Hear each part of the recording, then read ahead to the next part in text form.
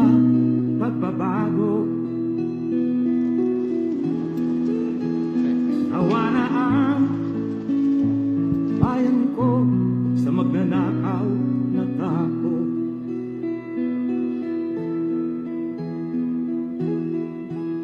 Madilim na kahapon,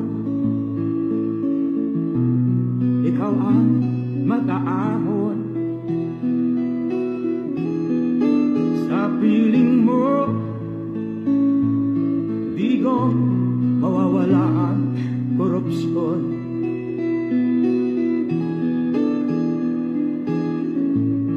Tayo na, Pilipinas, tayo na magbago.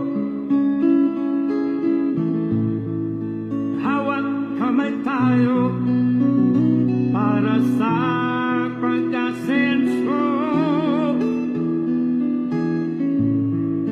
Ikaw at ako, tayong lahat kay Rodrigo Duterte, para sa tunay na pagbabago.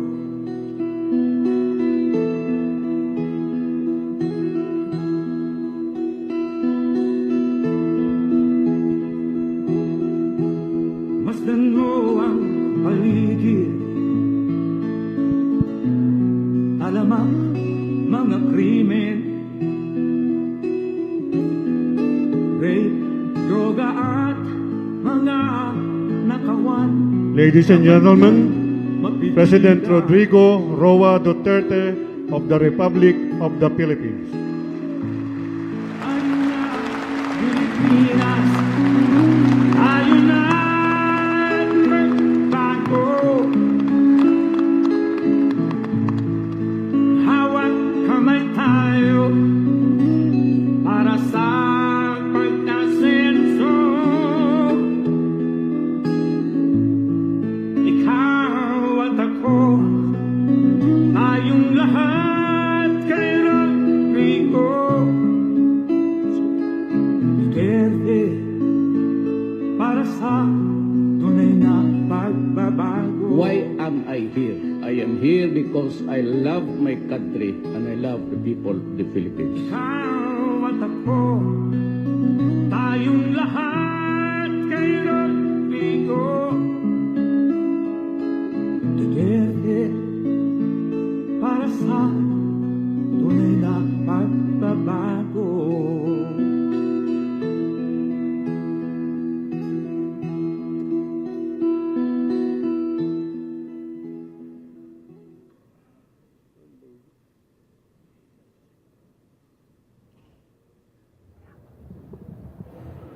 Madilim na kahapon, ikaw ang mag-aahon. Sa piling mo, Digong, mawawala ang korupsyon.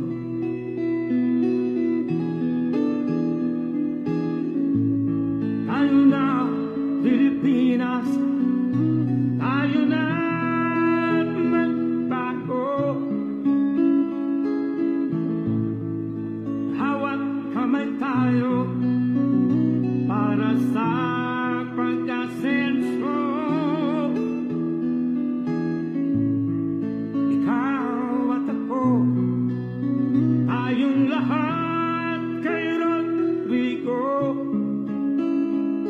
Duterte, para sa tunay na pagbabago.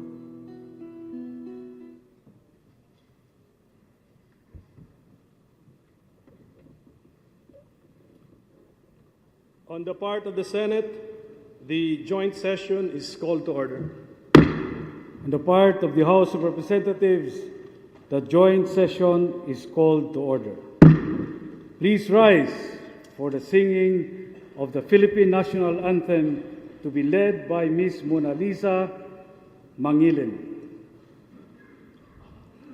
Bayang magiliw, pelas ng silanganan, alab ng puso, sa dibdib mo'y buhay, lupang hinirang magiting sa manlulupig. Di ka pasisiil sa dagat at bundok, sa simoy at sa langit mong bughaw. May dilag ang tula at awit sa paglayang minamahal. Ang kislap ng watawat mo'y tagumpay na nagniningning. Ang bituin at araw niya kailan pa may di magdidilim.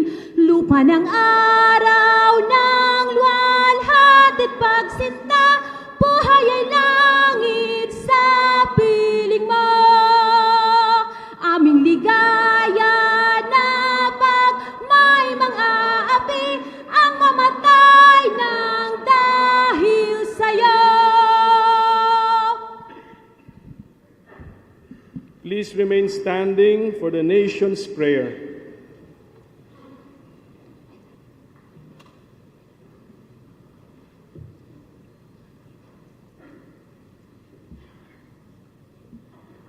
Sa ngalan ng Ama, ng Anak, ng Espiritu Santo. Amen. Dakilang Panginoon aming Ama, kayo ay aming pinapupurihan at pinasasalamatan sa inyong naging patnubay at mga pagpapala. Dalangin po namin ang inyong gabay at karunungan sa harap ng mga ibayong pagsubok na aming hinaharap, upang magkaroon ng bagong lakas na nagmumula sa katiyakan ng iyong naisin. Ya Allah, Ya Malik al-Mulk, itinataas namin sa inyo ang pamunuan ng aming pamahalaan, ang aming mga mambabatas, mga miyembro ng hudikatura, at mga kumakatawan sa aming serbisyo sibil. Pag-isahin ninyo ang kanilang kaisipan at damdamin sa pagsulong ng interes ng aming pamayanan tungo sa higit na kaunlaran ng aming bayan. Basbasan po ninyo ang aming hukbong sandatahan at ang hanay ng aming mga kapulisan. Inyong katarungan kanilang maging pamantayan. Ang inyong pagmamahal kanilang dagdag na sandata. Patuloy nilang mapangalagaan ang kaisahan ng aming bansa, lubusang mapagtagumpayan ang krimen at mga salot sa lipunan.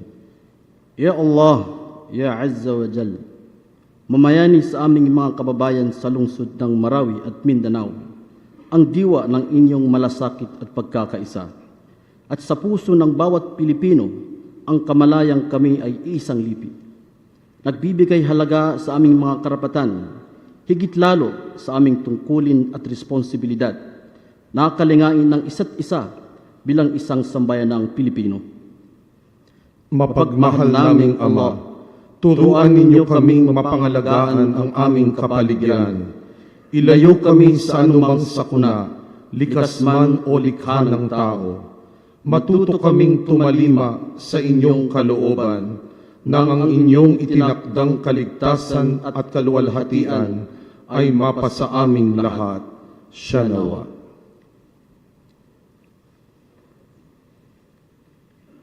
Ladies and gentlemen, honorable members of the Congress of the Philippines, Rodrigo Roa Duterte, President of the Republic of the Philippines.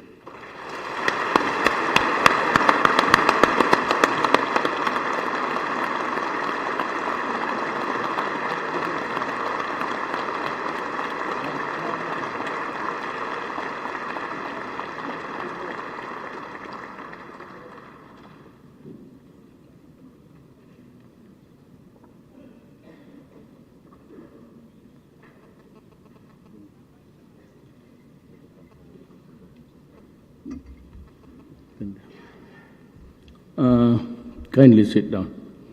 Thank you for your courtesy.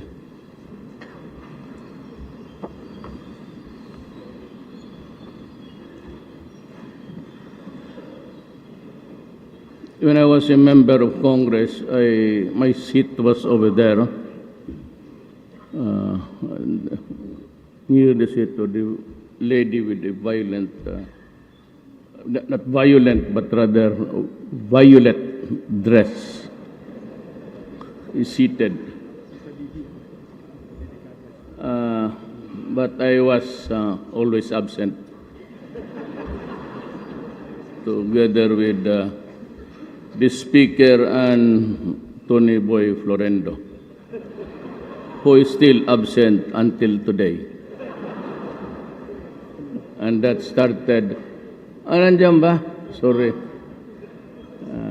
But his propensity started almost 17 years ago when we were members of the 11th Congress. Senate President Aquilino Pimentel III and the members of the Senate, Pantaleon Alvarez, the Speaker, and the members of the House of Representatives, Vice President Maria Leonor Robredo, former President Fidel Ramos, Joseph Estrada, and former President Gloria Arroyo, Chief Justice Maria Lourdes Sereno of the Supreme Court, and the members, of course, Archbishop Pinto, and the distinguished guests of the Diplomatic Corps, Secretary Salvador Medaldia, and the members of the Cabinet, my fellow workers in government, my countrymen. When I took my oath of office a year or so ago, I knew that our country was reeling from a multitude of problems. That day there was euphoria in the air resulting from a successful campaign, and the thought that dominated my being was to make good on my promise to the people to bring change about. Change in government, not a change that is passing, but a change that can survive the test of time. Although I still had to know the magnitude and gravity of the problems, my feeling then was that equipped with the political will embraced by a concerned citizenry, those problems would eventually be bested by us. It was only a matter of determination and collective action. It was only a question of time. For as I saw it then, as I see it now, there is no problem in the world which can stop the march of a people with unflinching and tenacious determination. That was how euphoric it has been. Early on, I felt that if change was to be meaningful, it had to start with those occupying the highest position in government, because change that comes from below is more transitory than permanent. I was aiming for peace on permanence. Let change trickle down from the bottom. It has to be change that is not confined merely to the replacement of people by people, but a change in the people's attitude, disposition, and work ethic. Sadly, although we knew years ago that what was needed or ought to do, we did not do because our idea of government was parochial and we could not rise above family, ethnic, and clan loyalties, as well as loyalty to friends and co-workers. No one wanted to be snitched. That is why we are one in saying that genuine change is what this country truly needs. I believe then, as I believe still, that progress and development will sputter if criminals, illegal drugs, illegal users of drugs are allowed to roam on the streets freely, victimizing seemingly with impunity the innocent, the helpless, worse yet, There were times when in the past when the protectors of the people were themselves the perpetrators of the very crimes they were tasked to prevent or suppress. It is ironic as it is madness. I have learned that the economy surges only when there is peace and order prevailing in places where investors can pour their capital and expertise. I have learned from my experience in Davao City that investor confidence bolstered and fortified only if a potent force and mechanism for protection of local and foreign investments are in place. That is why I have resolved that no matter how long it takes, the fight against illegal drugs will continue because that is the root cause of so much evil and so much suffering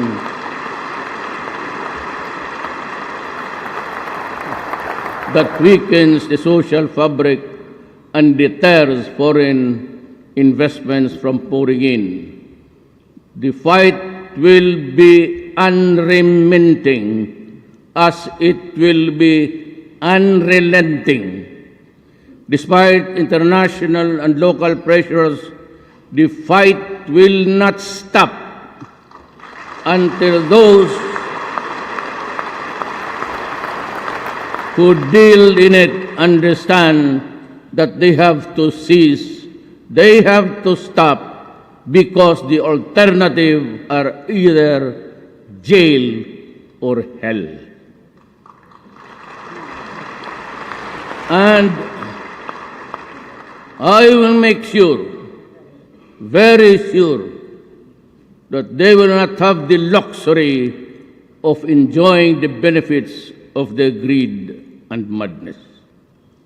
I do not intend to loosen the leash in the campaign or lose the fight against illegal drugs. Neither do I intend to preside over the destruction of the Filipino youth by being timid and tentative in my decisions and actions. To the critics against the fight, your efforts will be better spent if you use the influence, moral authority, and ascendancy of your organizations over your respective sectors to educate the people on the evil of illegal drugs, instead of condemning the authorities unjustly, blaming for every killing that bloodies this country. But don't get me wrong, I value human life the way I value mine. Each life that is snuffed out translates into future generations' loss. It is like cracking the acorn from which an oak tree grows, which in turn produces the seeds to complete the complete cycle of perpetuity. There is a jungle out there. There are beasts and vultures preying on the helpless, the innocent, the unsuspecting. I will not allow the ruin of the youth, the disintegration of families, and the retrogression of communities forced by criminals whose greed for money is as insatiable as it is devoid of moral purpose.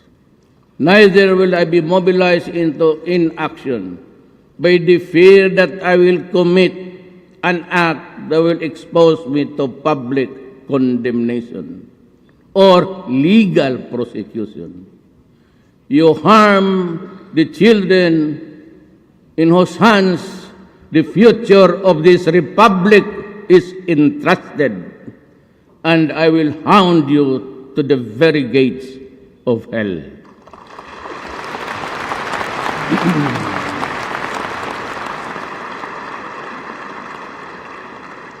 That is why I ask you to join me in this fight against illegal drugs and all forms of criminality.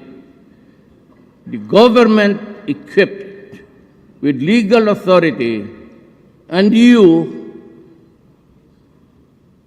the moral ascendancy over the sector you represent, can do so much and hopefully eradicate the social scourge that plagues us to no end. Look beyond your biases, your prejudices, your ambition, your political agenda. The search for change will begin and end only when we look into ourselves and find it within. Today, a multitude of problems confronts us. No sooner is one problem solved, another surges forth in its place. But we will not be disheartened. We will not be cowed. We will not be overwhelmed. It is during trying times and troubled events that the resilience, perseverance, and determination of the people are tested. The Filipino is no stranger or new fight to situations like the one we face today. We can and we will overcome, as we did countless of times in the past, only if together towards a common goal. Sad to say, despite all efforts, peace, especially in the island of Mindanao, continues to elude us. But of course, it is not the peace of the dead, but the peace of the living that we seek. If peace flits away like a butterfly, we just try to snatch it by the wings. And our pursuit of peace continues. The Red Insurgency has been with us for decades, the Muslim issue for centuries. So much time has lapsed, so many lives have been lost, and so much destruction has been wrought. But peace eludes us still. Sometimes, I am almost tempted to conclude that peace might not be able to come during our lifetime. But believe me, it will not be for want of trying. And I will persist in our goal of attaining peace to the last day of this administration and maybe even beyond, although in a different capacity. There is rebellion in Mindanao. The extremists have declared it their purpose to establish a caliphate within Philippine territory along the teachings and beliefs of an Islamic State of Iraq and Syria, or otherwise known as ISIS. The Battle of Marawi has dealt a terrible blow to our quest for peace, especially now that an alien ideology and a radical shift in purpose have been injected into the local setting. I declared martial law in Mindanao because I believe that that was the fastest way to quell the rebellion at the least cost of lives and properties. At the same time, the government would be adequately equipped with the constitutional tool not only to prevent the escape of rebels who can easily mingle and pretend to be civilian evacuees only to regroup in another place to fight another day, but also to prevent them from spreading the gospel of hate and violence in the rest of Mindanao. Martial law and the suspension of the writ of habeas corpus enable the military to arrest, detain, and question suspected members and sympathizers of rebellion, similar to what happened to the parents of the Maote brothers. As President, I am reiterating my unwavering support and commitment to the soldiers of our armed forces and members of the police force.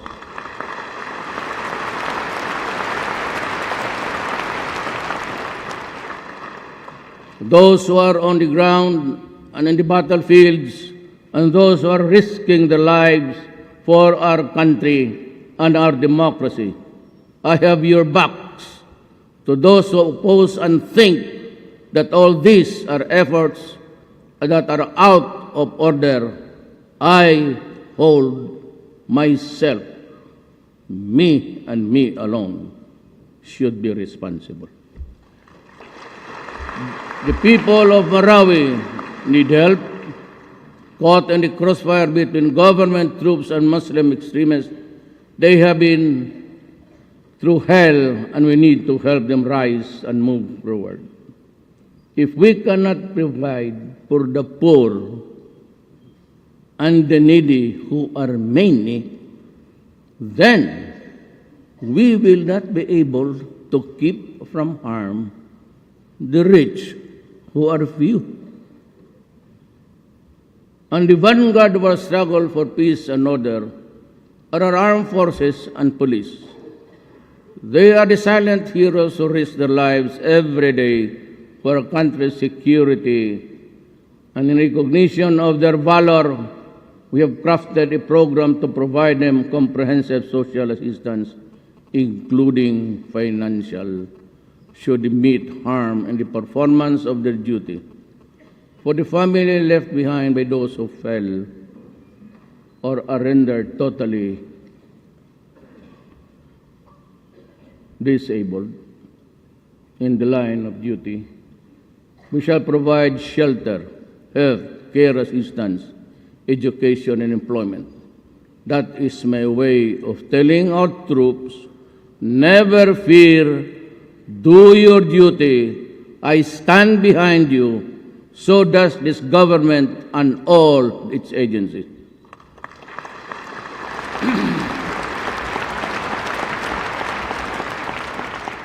To decisively address insurgency and terrorism, we are working doubly hard towards a stronger and more credible national defense system for the country.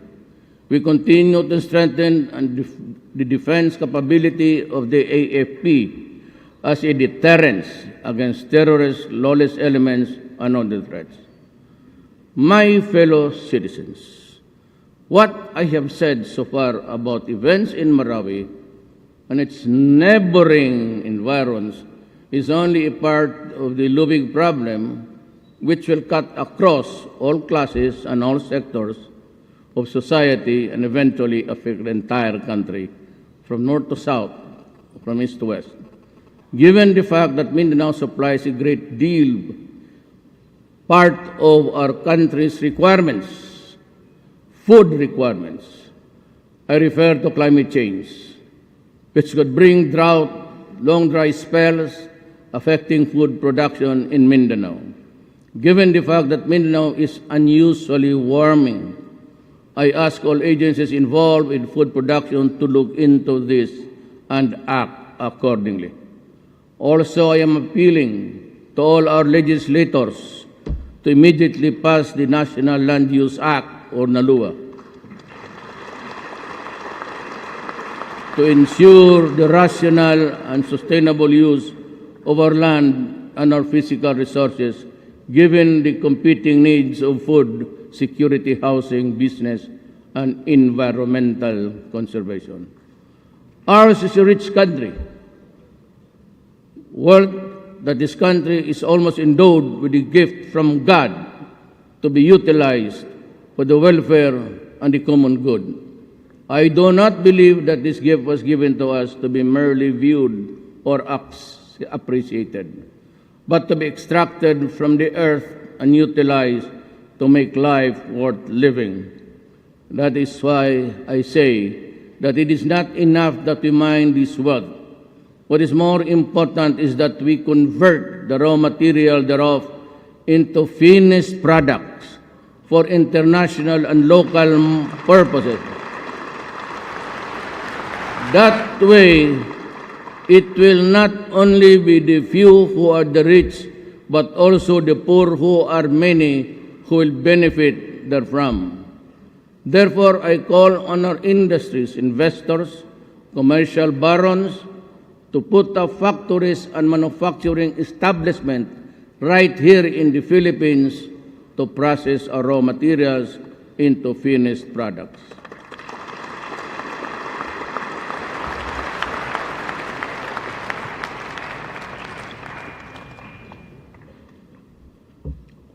At this point in my administration, if possible, we shall put to a stop the extraction and exportation of our mineral resources to foreign nations for processing abroad and importing them back to the Philippines in a form of consumer goods at prices twice or thrice the value of the original raw materials which foreign corporations pay for them.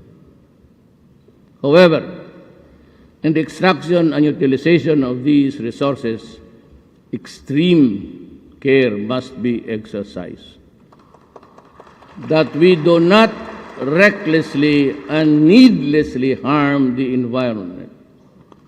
Responsible and regulated and sustainable development is what we advocate and require. The protection of the environment must be made a priority ahead of mining and all other activities that adversely affect one way or the other, and this policy is non-negotiable. I sternly am warning all mining operations and contractors to refrain from the unbridled and irresponsible destruction of our watersheds, forests, and aquatic resources. You have gained much from mining. You only get about 70 billion a year. But you have considerably neglected your responsibility to protect and preserve. And even the tax is about 5%. Environment for posterity. I am holding all mining companies and its officials responsible for the full and quick cleanup, restoration, rehabilitation, all areas damaged by mining activities, and the extension of all necessary support to the communities that have suffered mining, disastrous effects of their health, livelihood, environment, among others. Ganito yan eh. Medyo alis muna ako dyan sa sakit ang mata ko dyan sa yawa niya. Alam mo, you have a mining. I have to grant you a mining because you have complied with all the requirements of the law. And I cannot I'd be subject to imandamos if everything is perfect. And you have every right to mine. But in doing so, you destroy the rivers. You destroy the streams from which the poor people fish. Halwan or mudfish, and that is protein for the day for them. Ngayon, makita mo naman, not only Gina Lopez gave you a clear picture of what was happening horrendously. Nakita mo kay Ted Falion. Yung kay Ted Falion, talagang nanood ako. 2 beses. And I realized that I have to do something about it as a Filipino. Alam mo,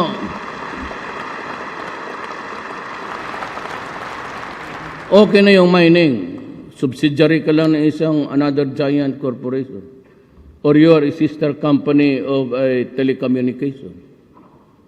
Hindi kayo magugutom. But look at the picture shown to you.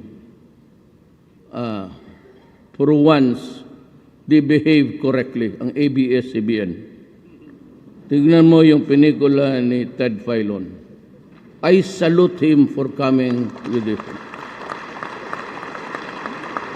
You see, the palayan, ang palayan tumuyo at ang soil nag-crack. So the farmers cannot eat anymore. They are reduced to the garbage of what you can get there, salvage anything and sell it to the scrap.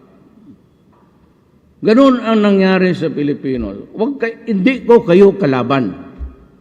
As a matter of fact, you give government almost 70 billion.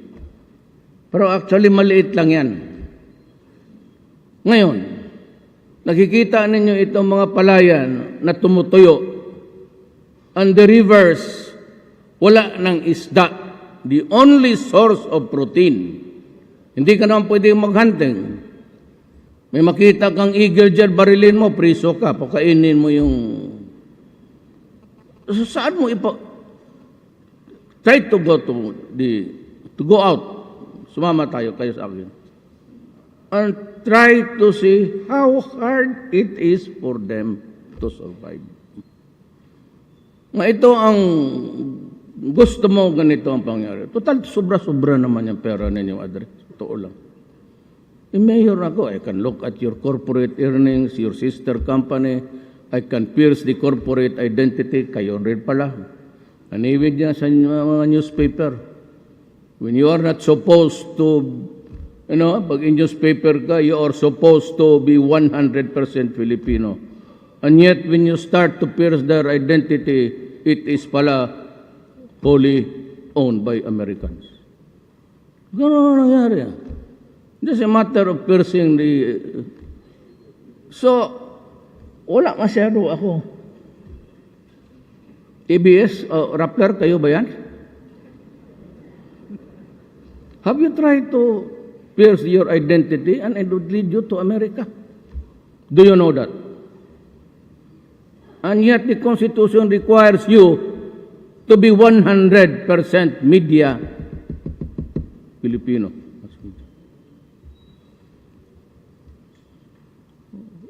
Rappler try to pierce the identity and you will end up American ownerships. Kung kayo mga mayaman na kayo, may mining company, ito ang deal ko sa inyo. Either I will raise the taxes. Ang kumikita niyan, i-reserve ko to compensate for those who are suffering and in agony. You have to come up with an order. You have to come up with a substitute, either spent to restore the virginity of their source, or I will tax you to death. Kasi yung taxes makuha ko, talagang ibubuhos ko. Ngayon, if you can make an arrangements, an inventory of yung nasira, yung mga tao na gutom, but yung river nila, wala nang makuha because it's... You know guys, may mga taga-Davao, we are new to it. We are not new to it. You want to see horror in your lifetime? Akong bahala. NPA, wag muna kayong pag-gara-gara dyan, away-away kayo, magpunta kami. Samahin ko sila. You stop your... Puro hambog lang kayo dyan. Punta tayo doon sa Diwalwal. Doon sa ball mills, and I will show you the river. Up there at the source, it's so pristine. But doon sa, right at the start of the boundary where the millings are started, the water there is not clear. It is not brown. It is black. Your 1 peso will win 1 million from me if I am lying. O gusto mo, isamo ko kayo bukas doon. Ngayon, pag tinarget na yung mga gagong NPA na yan, problema natin na lahat. Sabay-sabay na lang tayo. Bakante ang presidency, bakante ang Senado, pati ang congressman. Pero totoo yan. You should visit them. Even the first spade full of earth that you extract and throw it away of no use. Tabi mo lang yan dyan because it's an open pit. You dig and dig and dig. Is already the first spader is the decreation of Mother Earth. Ano ang isa pang galit sa mining? Si Speaker. He comes from a mining town but he hates mining. Ako naman, kasi mga kaibigan ko yung iba, yung mga classmate ko, mga vice president ng mining, punta sila dito, but I use this, it reduces into something, the damage that you have caused. It's not about our friendship. It's not about years of being in the same room. It's not being fraternity brothers. But it is something that gunon yan Alam mo yung martial law, I'm not so much endeavored. Sabihin ninyo na hindi nyo ibigay, okay lang. Wala akong problema dyan. Baski sabihin nyo na tama na, then I will still fight. The way I will fight the war. If it is not acceptable to the normal of civilian conduct, then I am sorry. Because I am not fighting a civilian war. I am stopping violence and rebellion. Hindi talaga ako. Ibigay man ninyo, hindi bali sa akin, wala. Because ako, I do not intend to go beyond my term. Si matter of fact, mas gusto ko barilin ako doon sa likod. Dito. Hindi masyado ako itong bilib itong trabaho ito. Akala ko, bilib ako. Pagdating ko, alitse. Sakit ng ulo. Totoo. Na kayong kuha, nakikinig kayo. Wala akong pinirmahan ni isa. Putang ina nga. Na pagparap, pagkain. Hindi pagkain ko kayo sa opisina. Bayaran ninyo yan. Maglabas ako. I do not collect anything. I do not remember. I do not sign anything there until now. Wala akong allowance, wala akong tinatanggap lahat except my salary. Tapos 2 pamilya pa ang maghati. Ano mo sama niyan?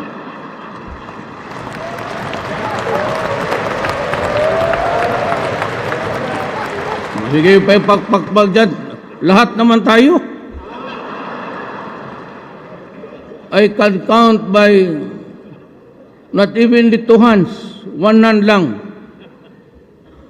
na exempted sa rule na yan. 2, 3, 4, 5. Lukuhin ninyo ako. Ba tayo pa ba maglukuhan? Just because this is Congress, it's supposed to be a secret. Wala kayo itong mga to. Pareho kami lahat yan. Ayaw pa tumawa, kunwari.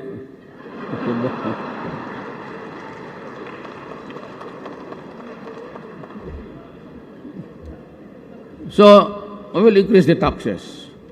Then I will think of something that will compensate or make up for the damage, or at least the income restored. Yeah, otherwise, I'll have to stop mining. I will ask you to stop it. It's not good. We are a small group of islands. Hindi naman marami. The coastal, marami yan. Kasi maraming paikot-ikot. But if you put in a contiguous territory, maliit lang tayo. And yet, you must remember that there are so many billions of the future generations waiting in the stratosphere. Ang gusto ninyo para hindi na kayo magdamay, huminto na kayo ng ano. Then let us go to, because this does not end here. How about the billions and billions and billions of Filipinos that will come after us? Kawawa naman. They'll have to scratch Mother Earth to eat. By this time, kung walang upheaval, no regeneration will occur. We are almost like talagang ginagano natin maliit na lang ang makuha nila. Ba't maawa naman kayo? Makikita mo yung apo mo kung ganun mo na lang yung embrace mo yung apo mo sa pangalawang asawa. Yung isang ganun rin. Di ba? Di ba, sir? Suntukin kita dyan ngayon, liar ka. Finally, let me make this appeal to those directly engaged in mining. Declare your correct income, pay your correct taxes. Believe me, your failure to do so will be your undoing and eventual ruin.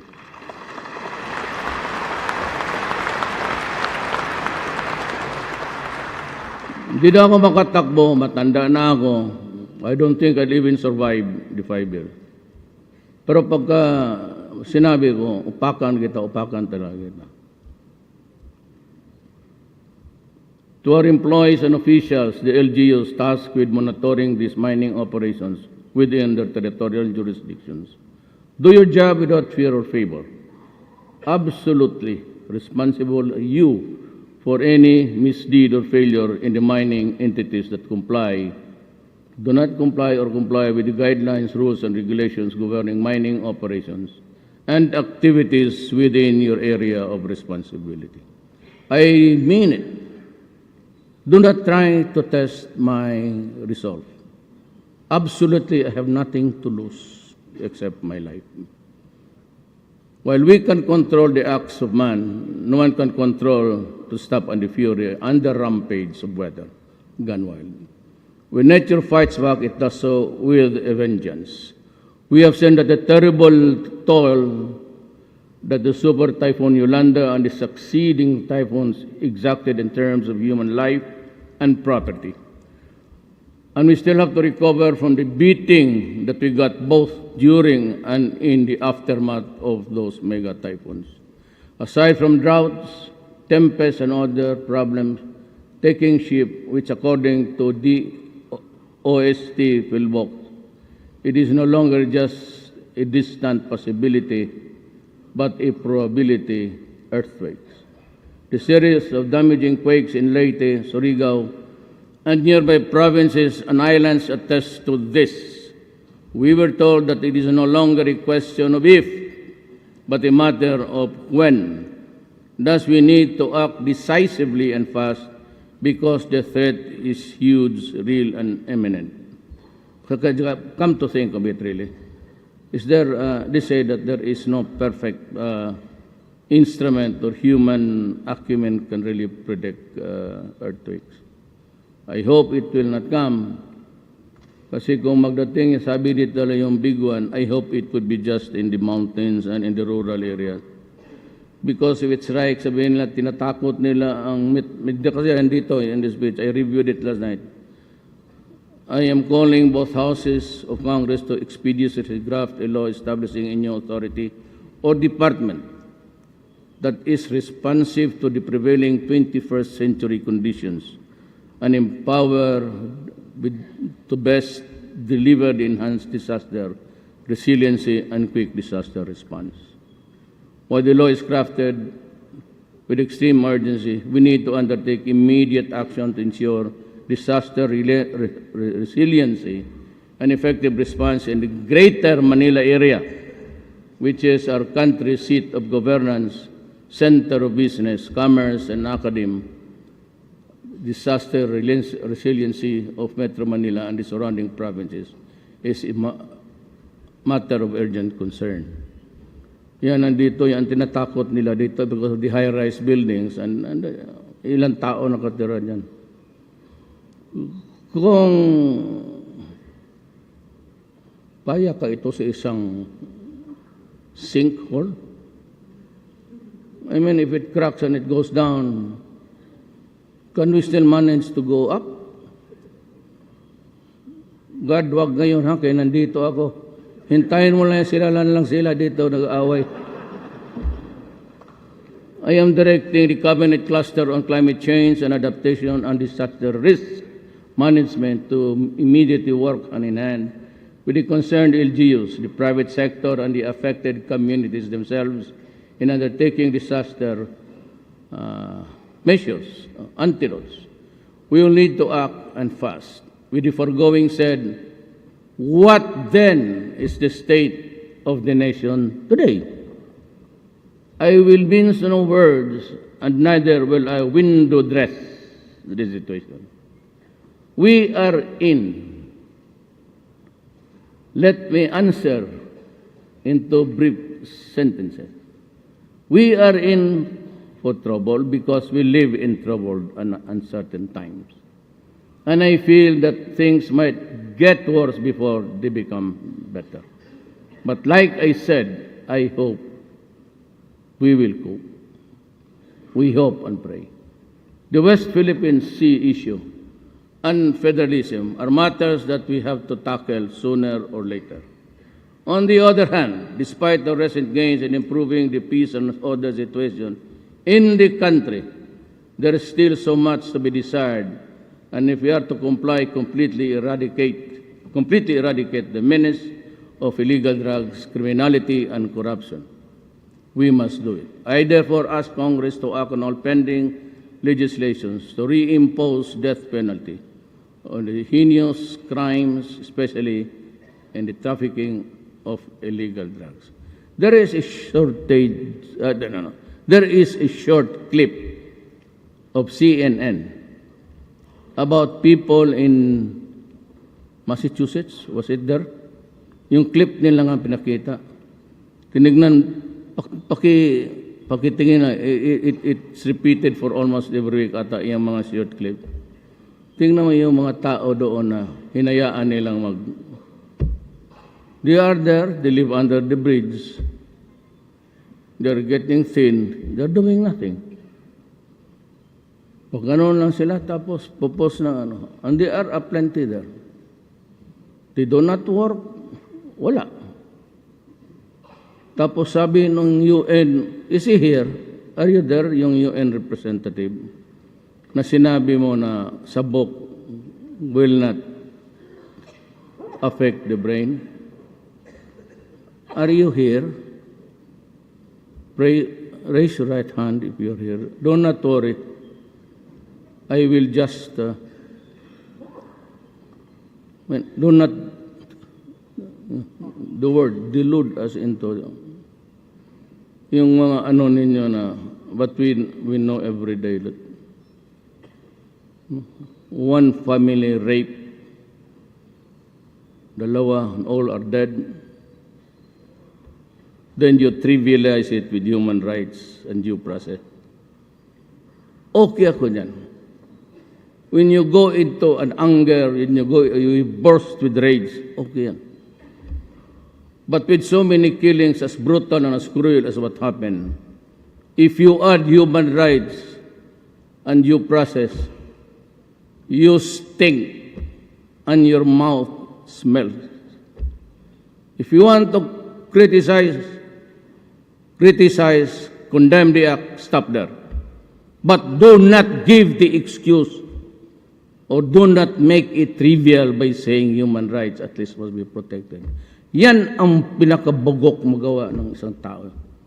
When you criticize, stick on one topic. Then you find an event where you can talk about human rights and due process.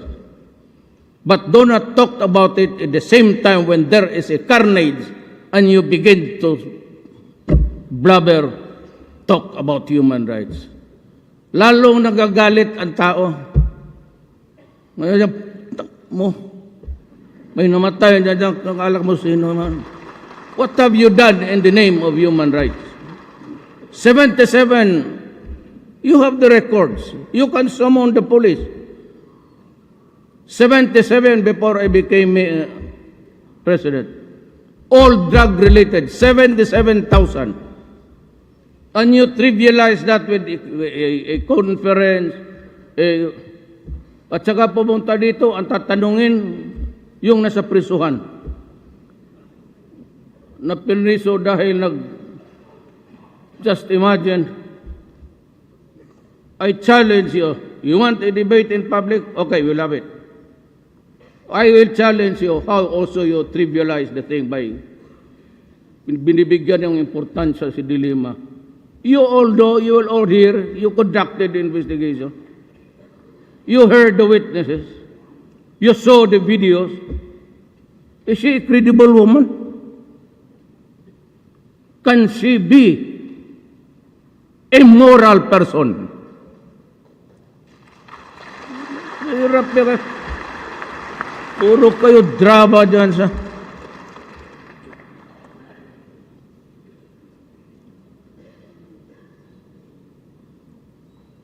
When you talk about that incident, talk about it, then condemn the police.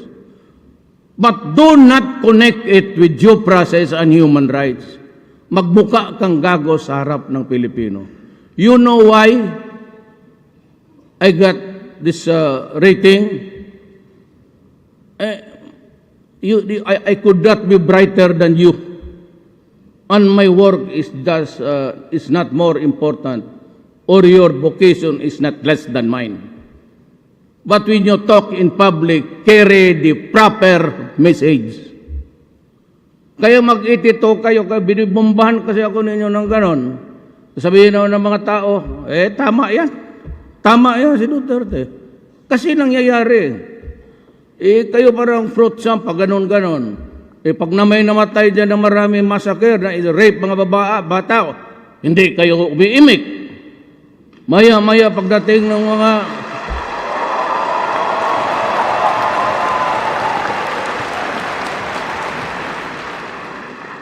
Pagdating nitong mga Western expert ko, no, you give them so much premium and importance. Puta, saan ba ang utak ninyo eh? Bakit kayo believe dyan sa puti? Tingnan mo ang puti. Panahon ni Obama. Una yung spokesman ng State Department. Kala mo sino? Kala na mas bright pa sila sa akin. Then the staff of the President, then Obama. Would like to remind Mr. Duterte that the policy of the Senate. Yari ako. Pagdating ni Trump, oh yes, Mr. President, I've been expecting your call. You're doing it all right. I'm doing the dead and this goddamn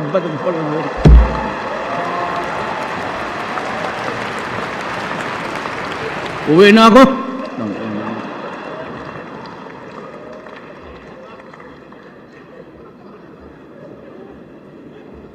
So, that's the value of the country that you value. Ambivalent. Parang electric fan. Okay dito, o hindi na okay. It's vacillating. Tapos kayong mga Indians, believe kayo.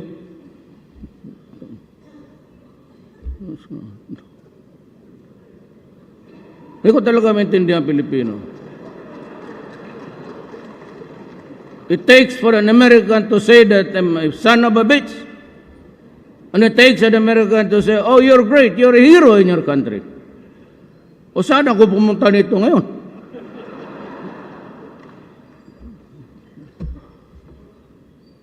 It is time for us to fulfill our mandate to protect our people from these crimes that have victimized. You know, wag ninyo akong takot-takotin yung preso yung International Court of Justice.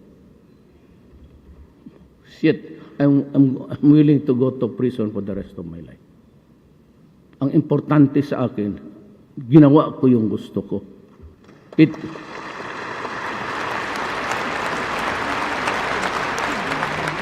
Alam mo kasi, in this country, it is a rule of majority. I did it for the 50 plus 1. Because in a vote of 100, I get 51. 50 plus 1. 50 is 1 up. 1, that is majority of 1. I win. Yung 49, yun yung mga, I do not have to make them happy. But when the time comes, kung malasin ako, pupunta ako sa prison, do not worry about me. I can take it. Nung maliit pa ako, labas rin pasok ako sa, wala pa yung Lone, Pangilinan, labas-pasok na ako sa prisuhan. Kunin yung record ninyo sa police doon sa Davao. Takutin na. He will be prosecuted. Hoy, abogado ako.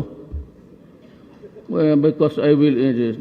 Sabi ko nga, everybody is entitled to come here and question me. But I have to question you also.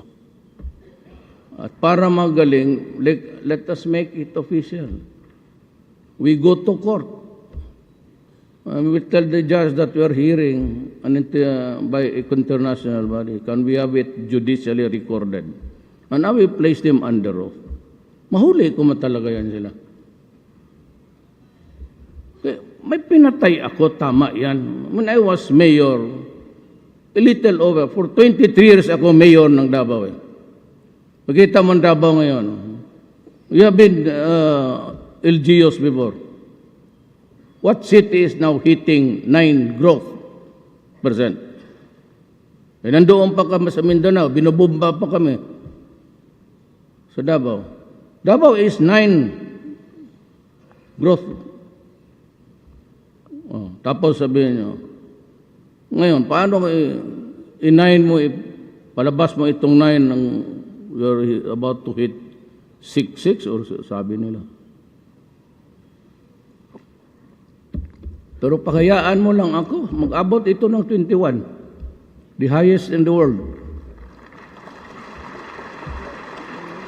Kayo lang tigapigil eh. It is time for us to fulfill our money to protect. Tapos na yan. Kindly, for so long we have to act decisively on this contentious issue.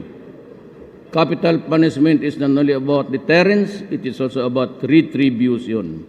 Make no mistake about that. Iba kasi ako eh. Let us understand each other, including the international community. Our criminal system uses the revised penal code. That is a law that was given to us by the Spaniards. The original revised penal code, though it was translated into English.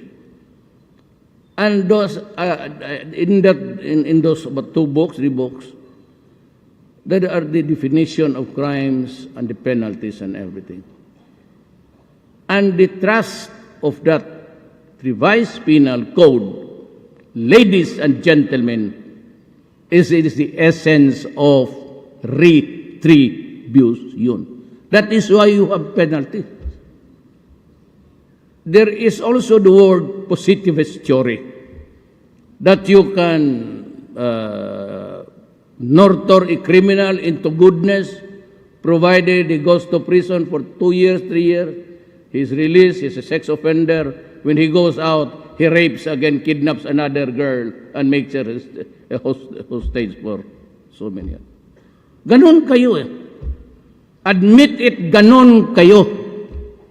You are so too lenient about this son of a bitch, a human being that has a virulent brain, and his enemy is society. And many a times, there were sex offenders in America released. Only to rape and kidnap again and kill in just a few months after release. In the Philippines, it is really an eye for an eye, a tooth for a tooth. You took a life, then you must pay it with life. That is the only way to even. You cannot place a premium on the human mind that he will go straight. Nobody can. Not even your best scientist. No one has ever fathomed how a person would react, especially in committing crimes. That's the only way to do it, to instill fear.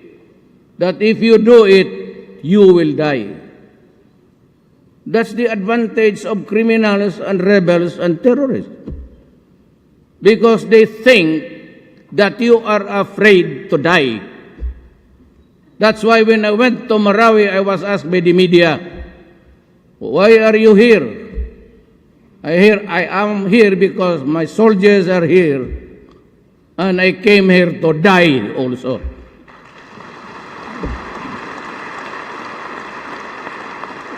Because in a battle, in a fierce encounter, you have to be of equal equanimity.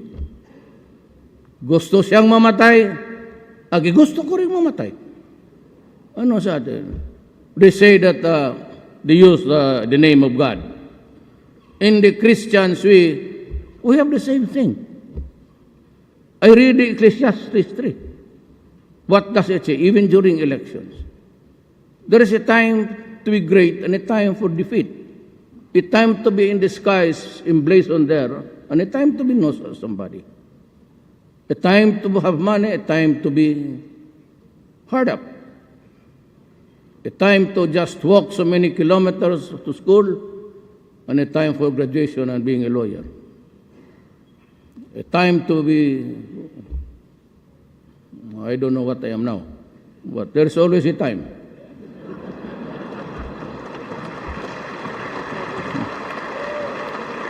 Ganon yan eh. So I will match you.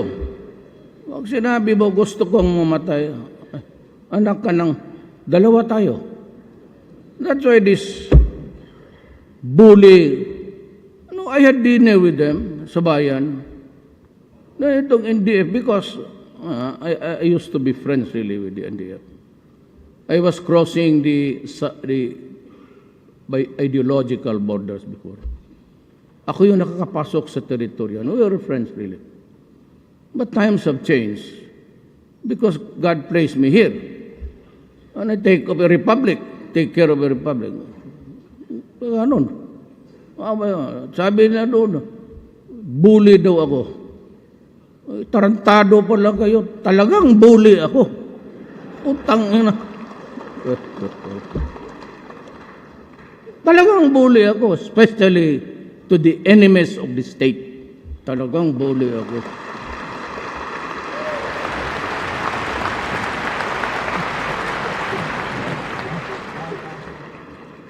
Ito pa, sabi ko sa mga sundalo, yung mga human rights na you're flying everywhere, anywhere yung utak ninyo.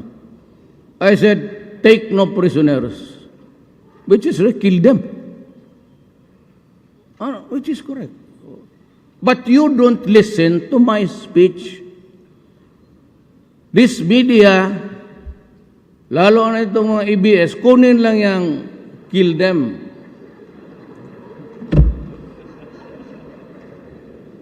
Yan ang problema ninyo, kaya minura ko kayo. Walang presidente na pinutang ina kayo because you are not behaving. Now you're asking me for talks.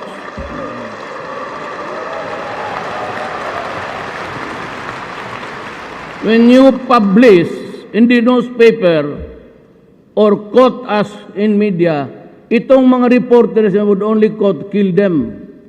I said, kill them. In a fight, if you have to shoot them at the heart or the head. Sabi ko, why? Because they will be detained here in Marawi. Wala tayong prisuhan. Ngayon, and the courts will always insist that they will be, that's the law, that they will be tried and detained in the place where they committed the crime. Kaya huwag kayong mapatayin talaga ninyo, kasi ilagay natin yan dyan sa barracks natin dyan sa ating mechanized division. Pag iskapo niyan, dalhin yung kanyo natin, ipaputok pa sa atin. Marami, how many jailbreaks in Mindanao and Cotabato alone? 6. Cotabato City, 4. Ang jail doon nire-rate tapos pinapalabas. Alam ba ninyo yan? Because you do not publish. Or ito mga tagamay nila, hindi kayo, mga bright kayo, believe ako. Mga gonggong. Sabi na, why? What happened last April in Davao? It was bombed. How many were killed? 27. Few years ago, the church was bombed twice. How many died? 59. The airport, just as the people were coming out of the departure arrival, it was bombed. How many died? 32. In the wharf, three nuns were lining up there. I have to scoop the brain of the nun to put it in a can because the face was shattered. Zamboanga. And you say that the violation is only in Marawi. Turpid. Talaga kayo nagboto. Mag-usap tayo ngayon. Dalhin ko kayo doon sa mga biyuda. Kailan lang yun? Kung sabihin na it's only in Marawi, rebellion has been going on in Mindanao.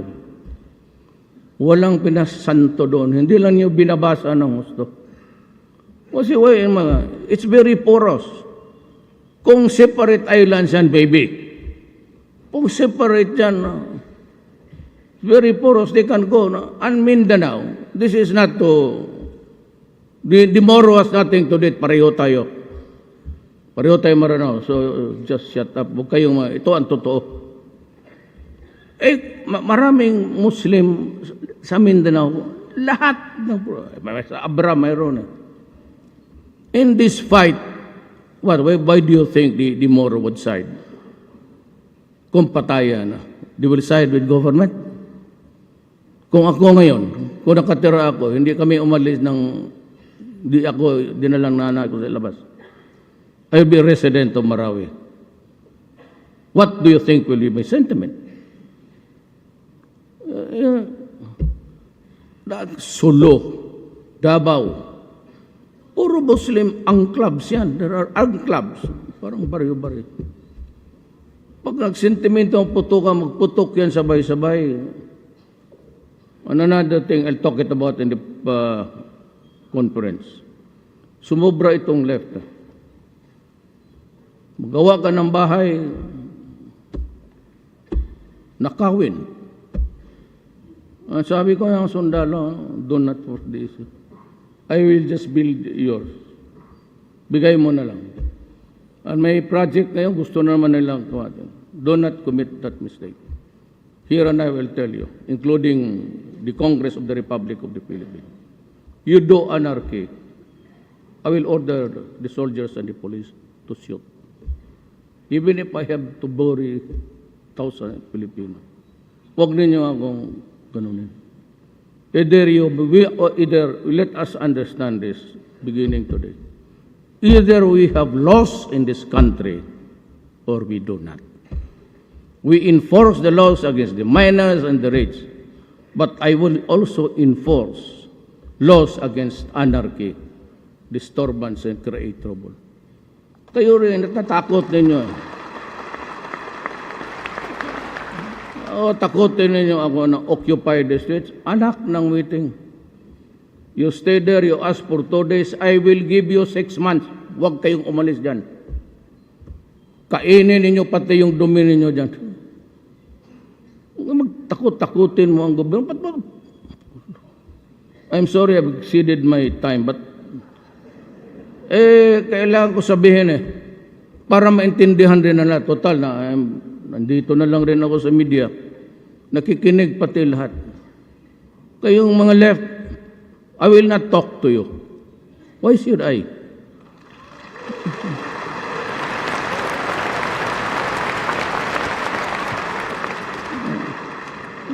Wag mo na akong pilitin na magpatayo kayo mga pro-poor, shut up. Wait for 2 years. Because I have, this is my proposal.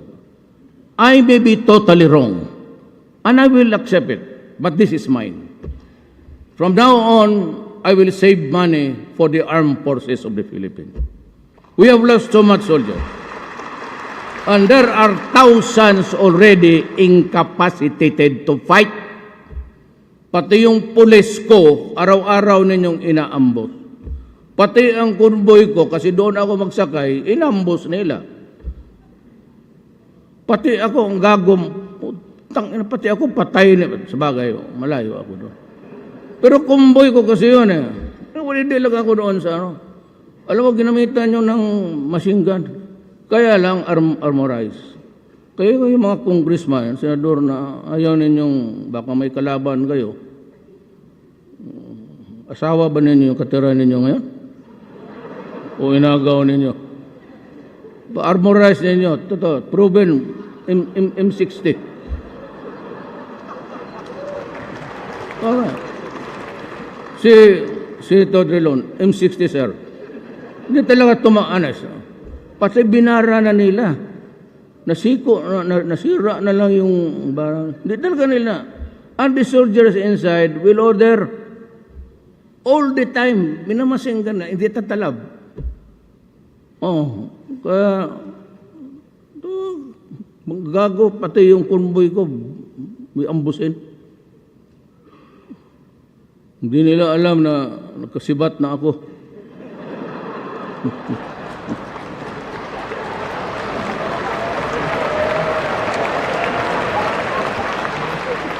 Kung gusto niya ako mag-usap kayo na, sumubra kayo, ikaw season,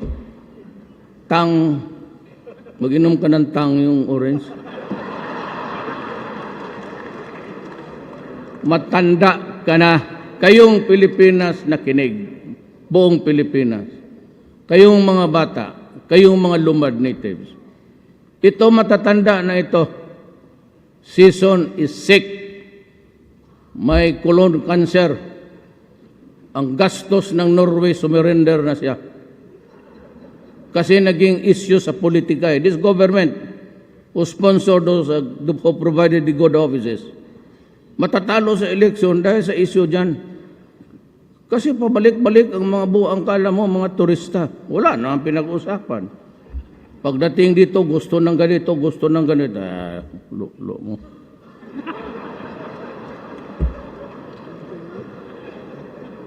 Huwag mong sabihin yung meaning doon sa mga bisita.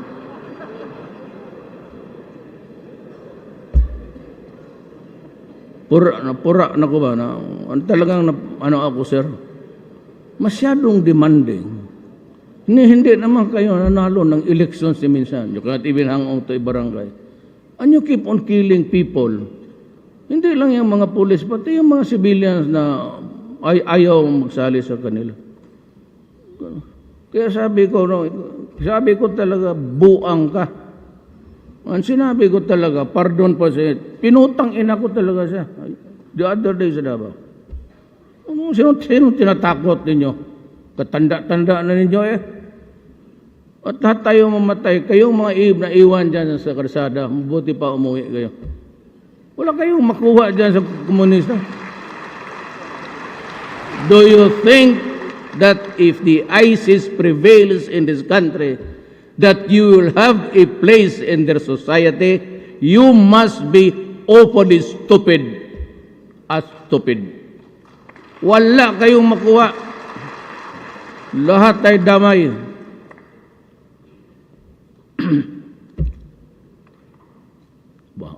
Thank you for allowing the exhaust dito. In our sustained effort to achieve just and lasting peace,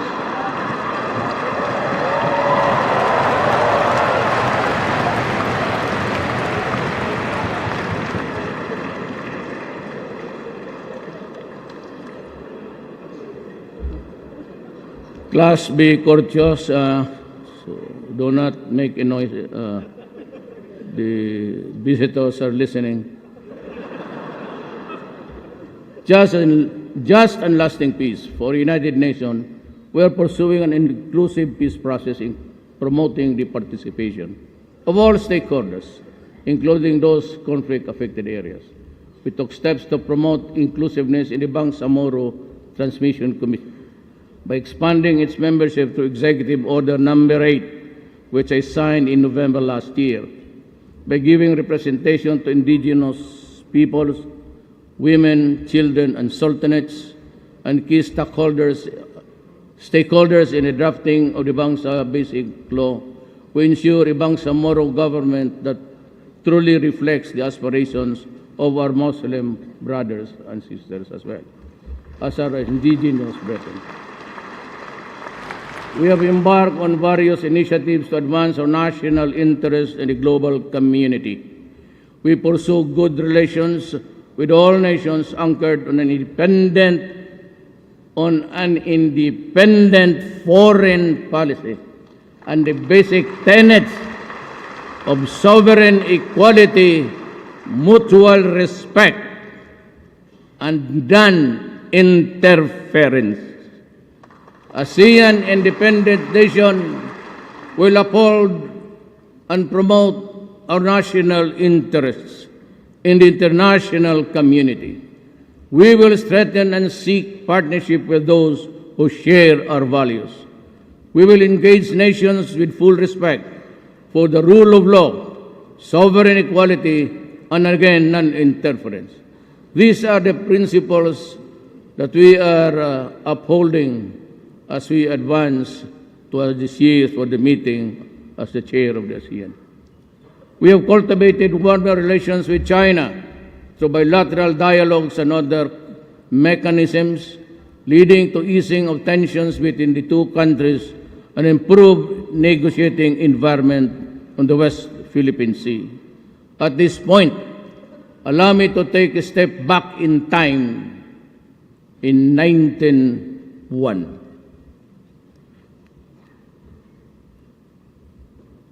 In 1901, there was known as Balingiga, and that is Eastern Samar. It was the time for Philippine-American War, a combined group of Filipino villagers and guerrillas, and an effort to defend Samar Island from the alien invaders, attacked and overwhelmed a U.S. United States infantry garrison. 48 American officers and men were slain in the attack. On the Filipino side, the casualty count was 28 killed and 22 wounded. In retaliation, U.S. gunboats and patrols were sent to Balingiga, Samar, with the order to make a desert of Balingiga and to reduce Samar Island into an island of howling wilderness, where every male citizen from the age of 10 and above and capable of bearing arms would be put to death.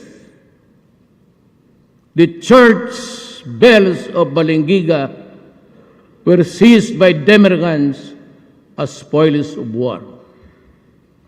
Those bells are reminders of the gallantry and heroism of our forebears, who resisted the American colonizers and sacrificed their lives in the process. Krag against Bolo. Krag was the standard rifle issue to the American troops. And that is how the historians describe.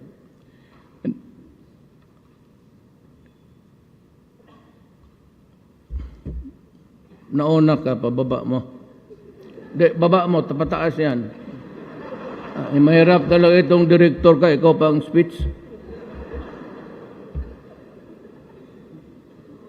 Ministers describe, sige, the Philippine-American War. That is why I say today, give us back those biling gigabels.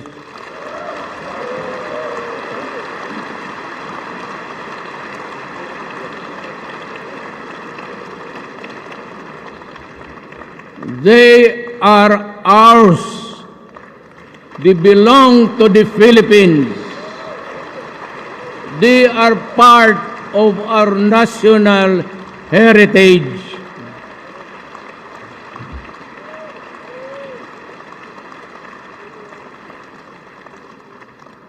Isauli naman ninyo, masakit yun sa amin.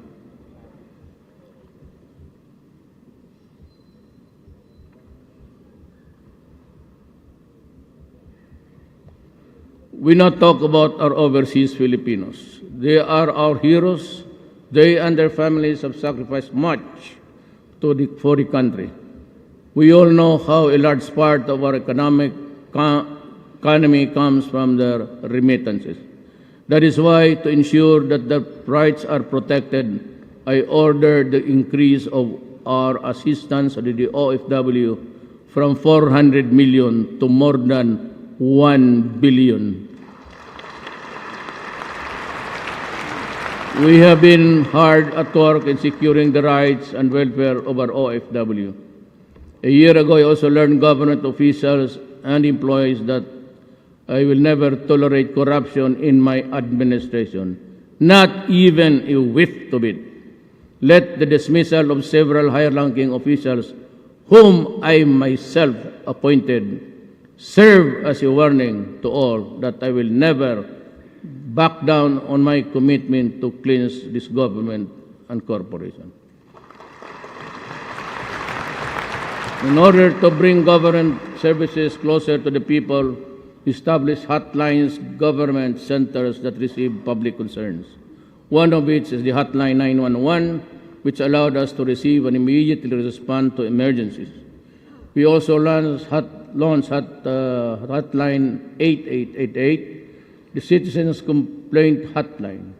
This is a public hotline facility that receives feedbacks or concerns on government services. Since we launched this hotline, we have received numerous complaints from the public on government slow government processing, unclear of changing procedures and requirements, centralized issuances of clearance and permits in Metro Manila, and discourteous government employees, among others. Meron ito eh.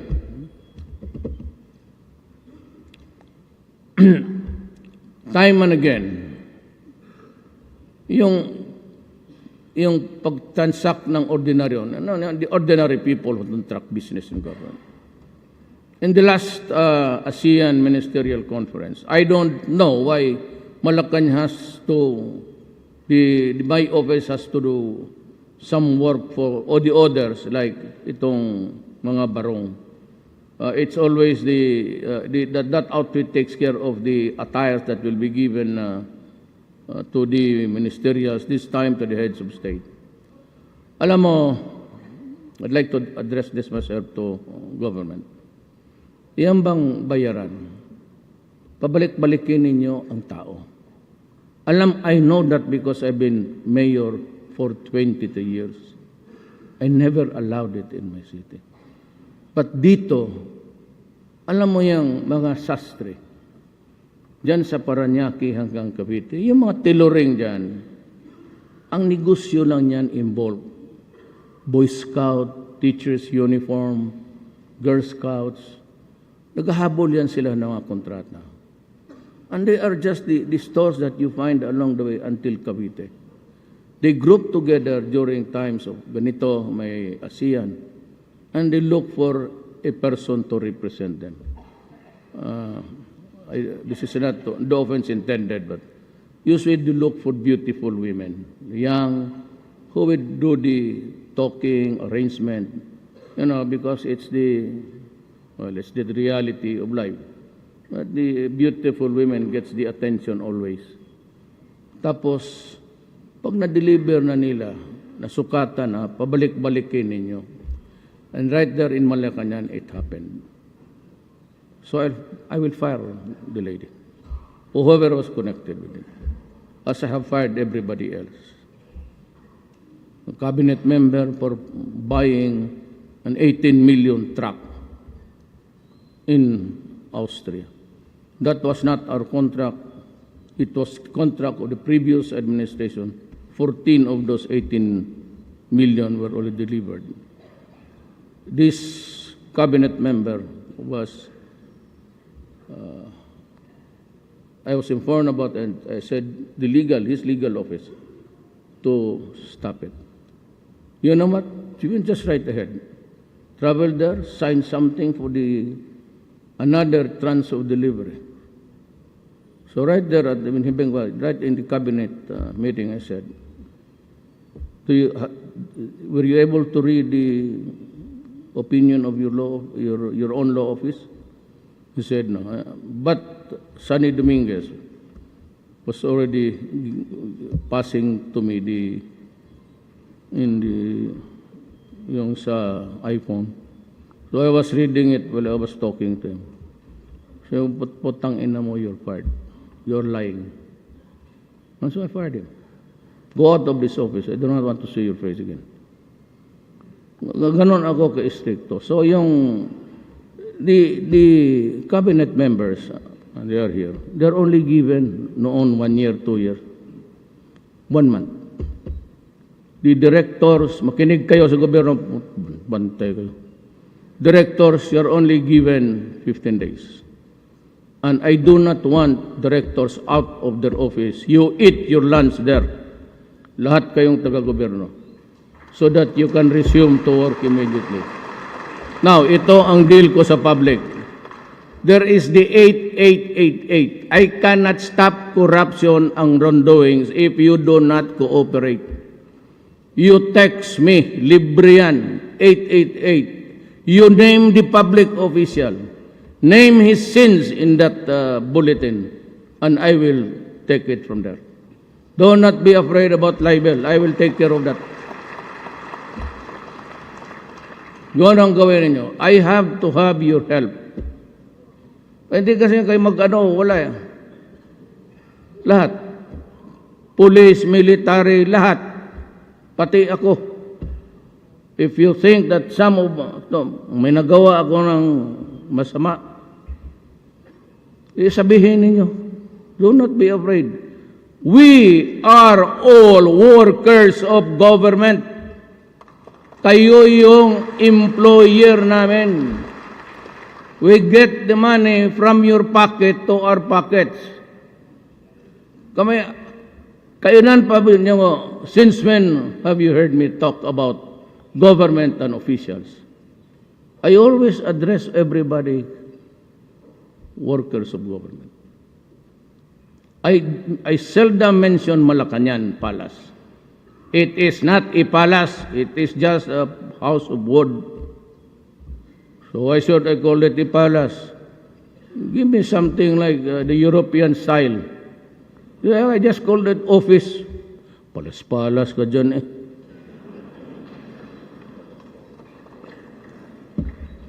And besides, all the rats of Pasig are there. Just beside Pasig River. So yung lahat ng mga daga dyan kung saan-saan, doon naglalanding. It has a wild field. And they are not killed because they are presidential mouse. Ayun ang sabi ng sundalo. Sir, hindi daw ipagbaril kay presidential mouse. Putang ina, mabuti pa ang mouse dito kaya hindi pa pinapatay. Yung tao, kinakatay ninyo. The people's patience is wearing thin. So is mine. I am reiterating my directive to all government agencies from frontline services to our people from womb to tomb to further streamline the respective services to make these truly efficient and people-friendly. We want to ensure that our people receive the quality services that they deserve, minus the delays by the bureaucratic red tape. I expect speedy reforms along this line. We will right-size the national government. Let us trim the excess fat and add more muscle through the expeditious passage of the Act right-sizing the national government to improve public service and support. I therefore urge Congress to pass this at the soonest. For the government-owned and controlled corporations, isa pa kayo, the implementation of the existing salary standardization law pending review in the compensation and position classification system. It's excessive, extravagant, and unconscionable. Salaries and allowances, incentives, benefits, and bonuses across the government-owned or controlled corporations at this time increases will have to pass by my office. And I am not inclined to increase your allowances, bonuses, and salaries at this time. Wala. You cannot do it on your own. You have to direct it to the executive secretary. And I will just tell you, I am not inclined to give increases right now. Maybe 7 years from now, when Drilon makes it to the presidency. I also appeal to the Supreme Court to seriously consider the national interest and our development goals before issuing TROs and injunctions and critical government projects and cases involving government assets. I am just a co-worker also, ladies and gentlemen. May I be allowed to be also just as frank? Total, wala naman akong inaano eh. I do not mean to offend you. But I cite, for example, the Supreme Court TRO that prevents the Department of Health from distributing subdermal implants which cost the West States of 250 million worth of taxpayers' money. I also note that since its issuance 2 years ago, this TRO has impaired the government's ability to fully implement responsibly planning and family planning and methods in the RH law. It is time that we put an end to the practice of some parties of resorting technicalities in our laws, prevent the government from fulfilling its mandate. Ganito yan, mame. Total, this is as good as any other time to talk to you.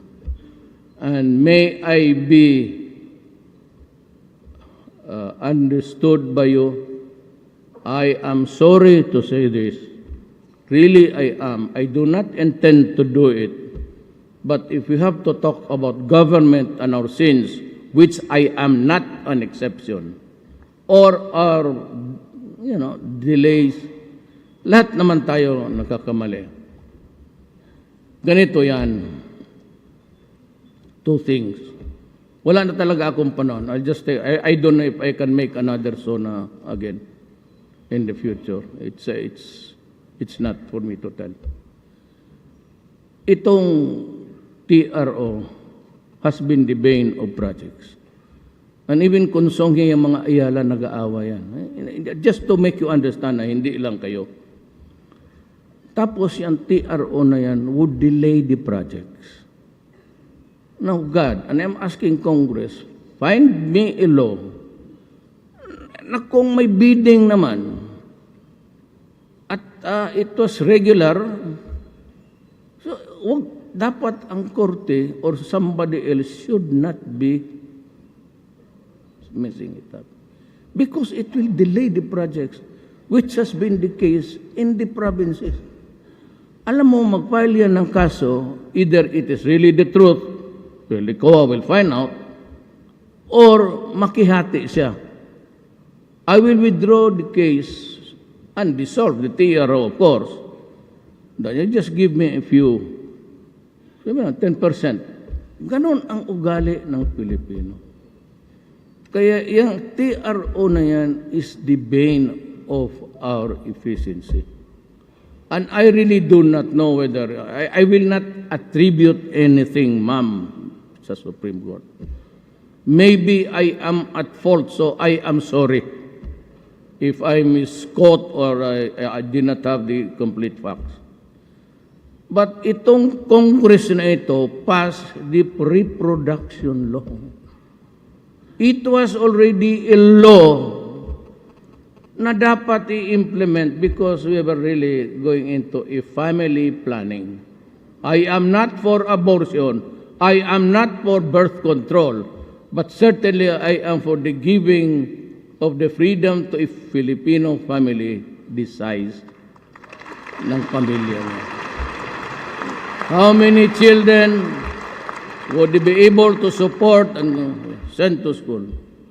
Ang nangyari nitong TRO, Sir, Ma'am, may nag-file doon sa inyo, Supreme Court. Tapos nag-issue kayo ng TRO 2 years ago. In the meantime, ang gobyerno nagbili ng medisina, itong subdermal, pati itong mga pills, worth 360.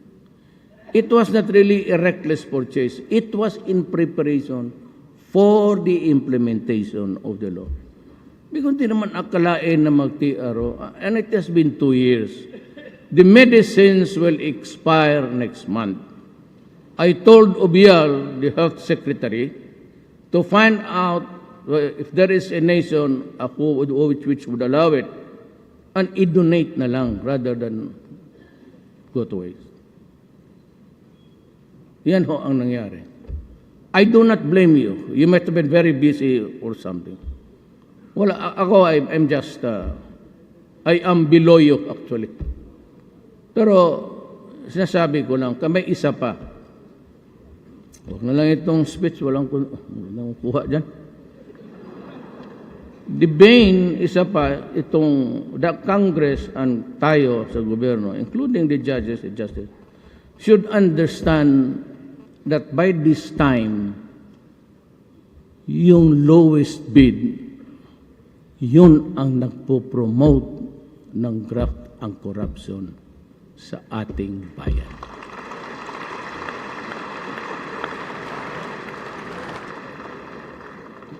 COA, you are here. At maraman na lang ninyo na may violation ako. Doon sa military, I do not allow them to bid. That's just to buy the weapons from everywhere. Because almost all countries are making arms. The tawag nila small arms industry. We are just fighting a rebellion. True, we do not need the armaments. But dyan sa Marawi, you have to hit hard because they are prepositioned inside building. And until now, we cannot proceed fast because there are 300 hostages. Sabi ko, do not assault. If necessary, we'll just have to wait. Wait it out. But we have to give food. You do not know. I don't care if they are Moro or Christian.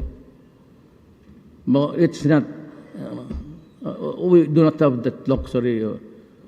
Kasi pag there's a distinct possibility that we attack, they will just behead everybody. So find a way to do it. If you cannot find a way to do it, then just, I said, wait it out.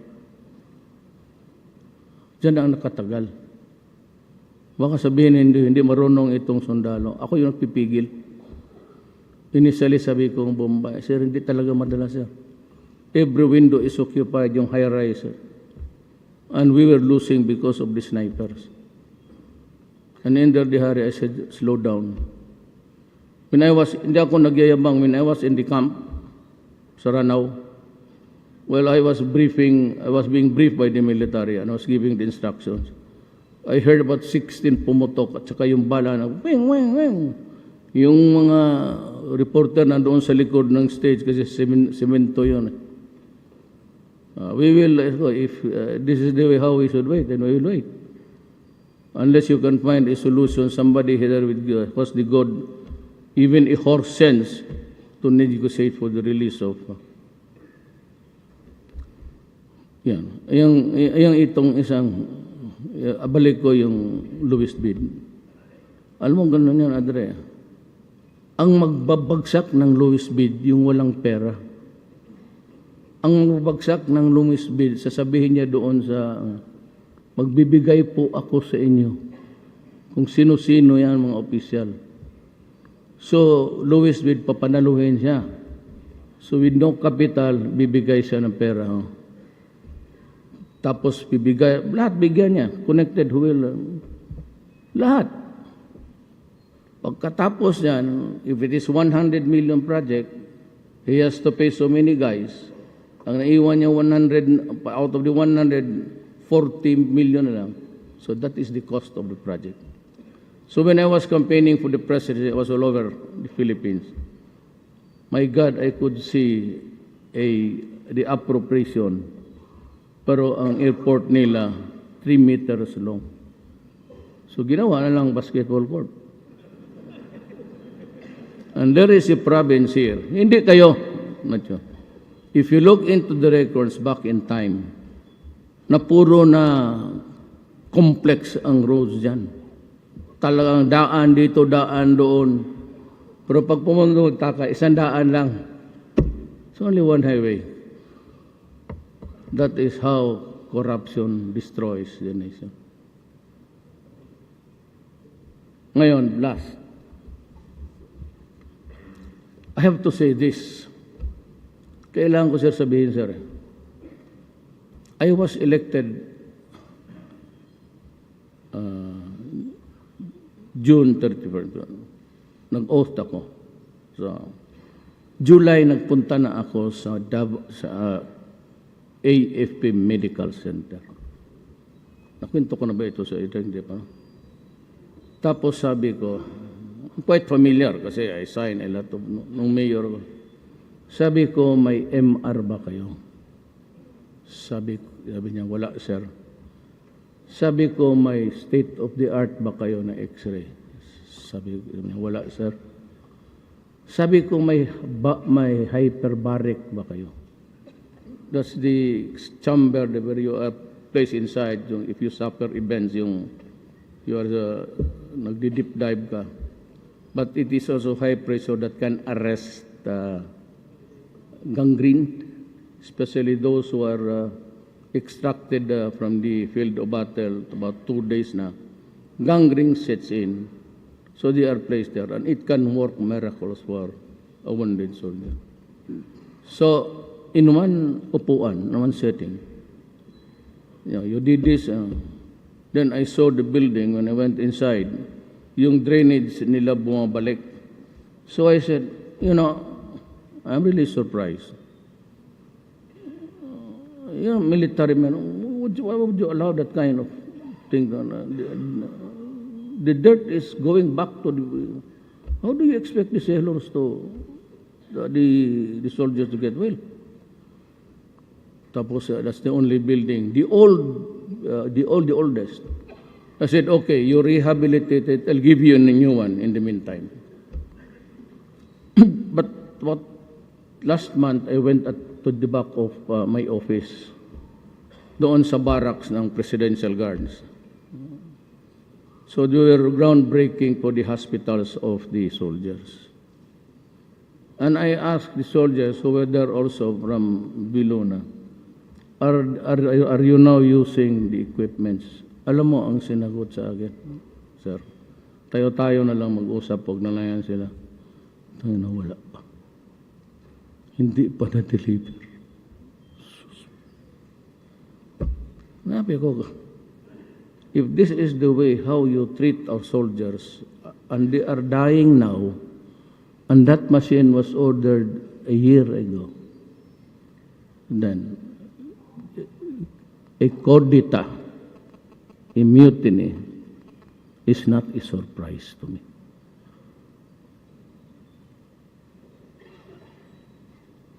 Kaya sabi ko kay Ubial, hindi niya kasalanan because of the procurement. Pero ganun kahaman.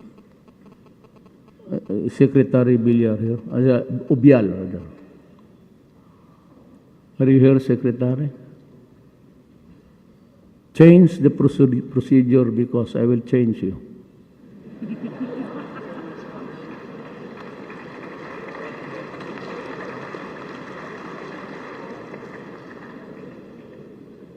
Talaga magkudita ito. Marami lang. We are losing about, by this time, every day, we lose about 10 every day. Sometimes I say it's a useless warrior. But there is a rebellion. Sabi ko, baski kung ako ang sundalo niya. When there is a machine already ordered, it could have saved my leg. Tapos wala ma. Kaya putang ina, magkudita ako. And let us get the machine by ourselves. I will not be surprised if it's already in their mind.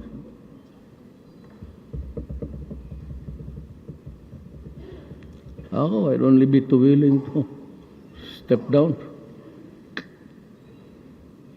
But as a long-term solution, I urge Congress to thoroughly review the existing procurement laws and come up with legislation that will ensure prompt delivery of goods and services to the people, especially medicines and hospital equipments. Kasi itong military, ay sabi ko, do not mind COA about, I will answer for that. Since COA is here, I limited to 3 places where the military can buy the equipments. Because I'm sure that they will work and they can kill the enemies and make even our forces stronger or in parity with what they have on the other side. Itong armas, sabi ko, huwag mong sundin yung ano. I will explain to COA why.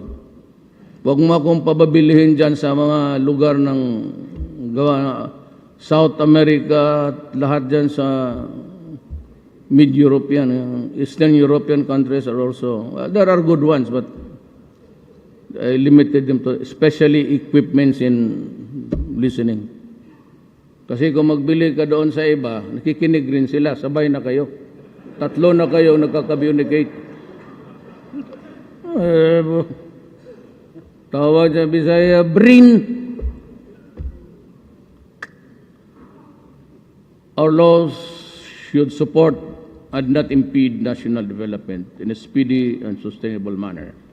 In our bid to accelerate human capital development, we seek ensure lifelong opportunities by enhancing quality of and access to education and training programs. We have sustained investments in higher education and committed to the full implementation of the K-12 Basic Foundation Program. We have widened the reach of skills training and increased the number of out-of-school children and youth who have availed of the alternative learning system. To ensure that Filipinos are given equitable access to quality and affordable health services, we expanded health insurance coverage and benefits. The destitute and the indigent, or those who just could not afford hospitalization, can now be provided with free services of government-operated and public hospitals as well. We have strengthened the implementation of the no-balance billing policy. Kayo mga Pilipino na kikinig sa akin ngayon, pagpa-hospital kayo, ako ang magbayad. Total, hindi man nila ako madimanda. Pasok lang kayo doon, occupy the hospital. Sabihin mo lang, totoo. Pasok kayo ng ospital, sabihin ninyo na sabi ni Mayor Duterte, pagamot daw kami, siya daw ang bahala magbayad. Marami tayong tresurero dito, ilaw. Wag na yan, yung iba naman, taas na.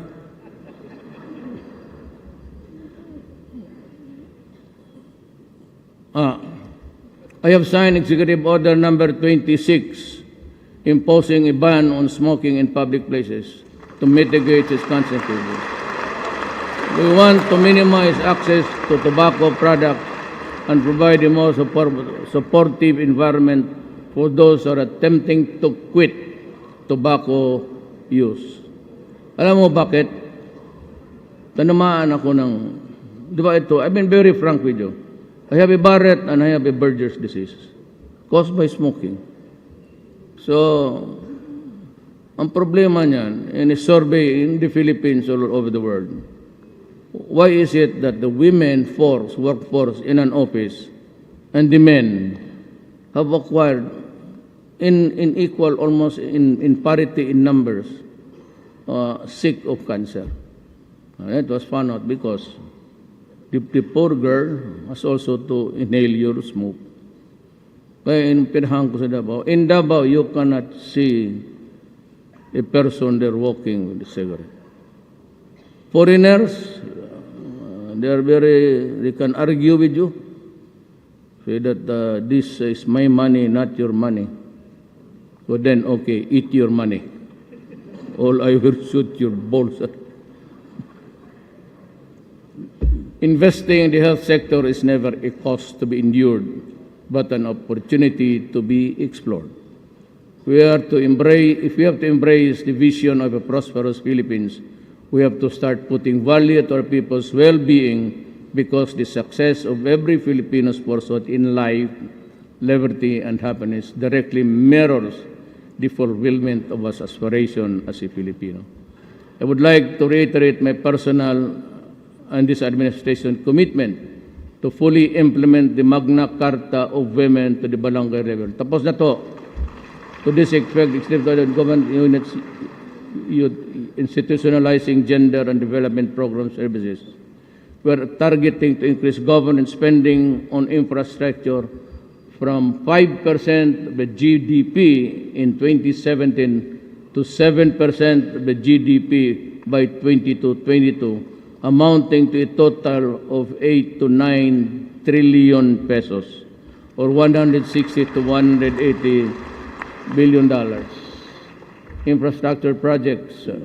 We will make a few years the golden age of infrastructure in the Philippines to enhance our mobility and connectivity, and thereby spur development, growth on equitable in the country. In other words, we are going to build and build. To improve our sea connectivity, we launched 15 brand new ro-ro vessels to ply major nautical routes all over the country. We also opened the ASEAN ro-ro shipping route connecting the ports of Davao and General Santos, Philippines, to Bitong, Indonesia. To address the congestion of our seaports, we modernized the ports of Iloilo, General Santos, and Cagayan de Oro, and Zamboanga. We shall complete strategic road and bridge projects, and some of the road sections shall be widened and improved to address the worsening traffic. Alam mo, si Ma'am Grace, you are pushing for, when I became president, EDSA was already horrendous, as it was a horror of the other administrations. Now, I brought in Tugade because Tugade is, to me, a bright boy. He's a billionaire. He was my classmate. Ewan ko, nandito siya. He was a valedictorian in the law class. Talagang husay. But we needed money, and we tried to get your help to raise money. Ayaw naman ibigay. Hanggang ngayon, yan pa yung EDSA. Okay lang. At least gumanda lahat. Mag-iwan naman tayo ng pangit. We will not make it all smooth in the Philippines. We live a little alley known as the road to perdition. But anyway, since I could not get any funding, I traveled to China and make friends with them. And the ambassador is Ambassador Zhao. Thank you for the help. And as a matter of fact, willing, said, if your Congress has no money, we will give you the money. And China has committed to build 2 bridges to span Pasig River, free of charge, so that you will be comfortable in crossing Pasig. Anyway, all the strategic road and transport projects shall go to naught if we cannot free our streets, which continue to be obstructed by illegally parked vehicles. Young EDSA na yan, traffic obstructions and undisciplined drivers who stop in the middle of the road and unsanctioned barriers in some areas. I am directing the MMDA and the LGUs of Metro Manila as well as the LGUs of Metro Manila, Metro Cebu, and all other regional centers to ensure the flow of traffic and immediately clear our roads and thoroughfares of all unnecessary obstruction, including vehicles parked on the streets barriers. Sanctioned by government and penalize all traffic obstructions regardless of stature. Well, sometimes hindi mo mano dyan because the police, it's a cabinet member. Pero me, I have not authorized my cabinet member to utilize the low plate. So, it's not for us to. You just use an ordinary plate. Para walang masabi yung tao. And I do not want you parking there when there's no parking. Please, we move. Airports. We are building new airports. We might get some money also from China, and we'll have new airports in the coming days. We are now accelerating the implementation of the communications, navigation, surveillance, and air traffic management system projects, which will result in the on-time arrivals and departures, better manage air traffic, reduce flight operational costs, and safer and more convenient travel experience. Revenues are the lifeblood of government, which enables us to provide for the people's needs. Last May 31st, 2017, we achieved the first steps towards more equitable taxes to fund better services for the people.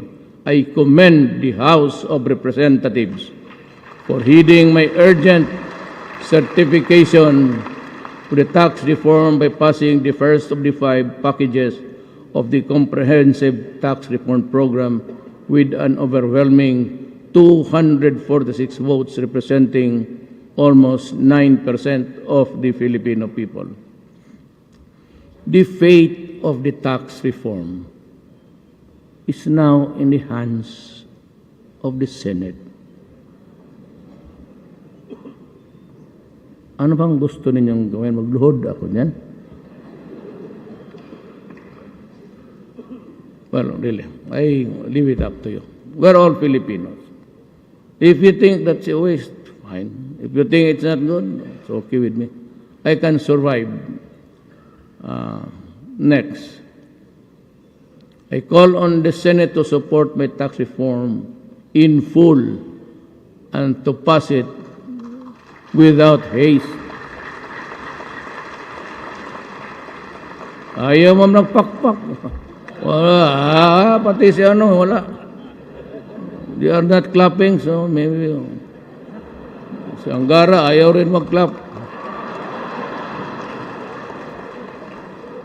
Bantay ka lang sa eleksyon, tignan mo.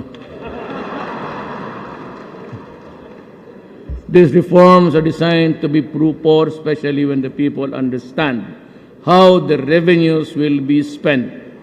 The passage of the tax reform law is needed to fund the proposed 2018 budget, which I am submitting here and today.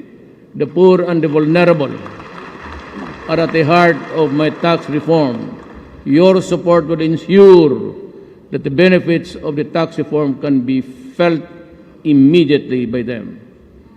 In the meantime, the Department of Finance and the Bureau of Internal Revenue are strengthening and running after tax evaders.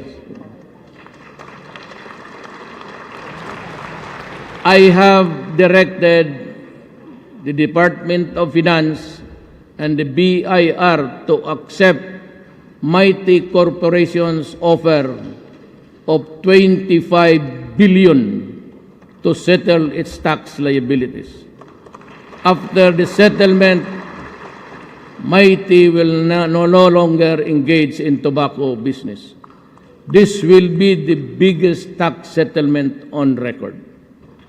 It will produce a windfall for government, which is significant since we have to face the unexpected costs of rebuilding Marawi and Ormoc.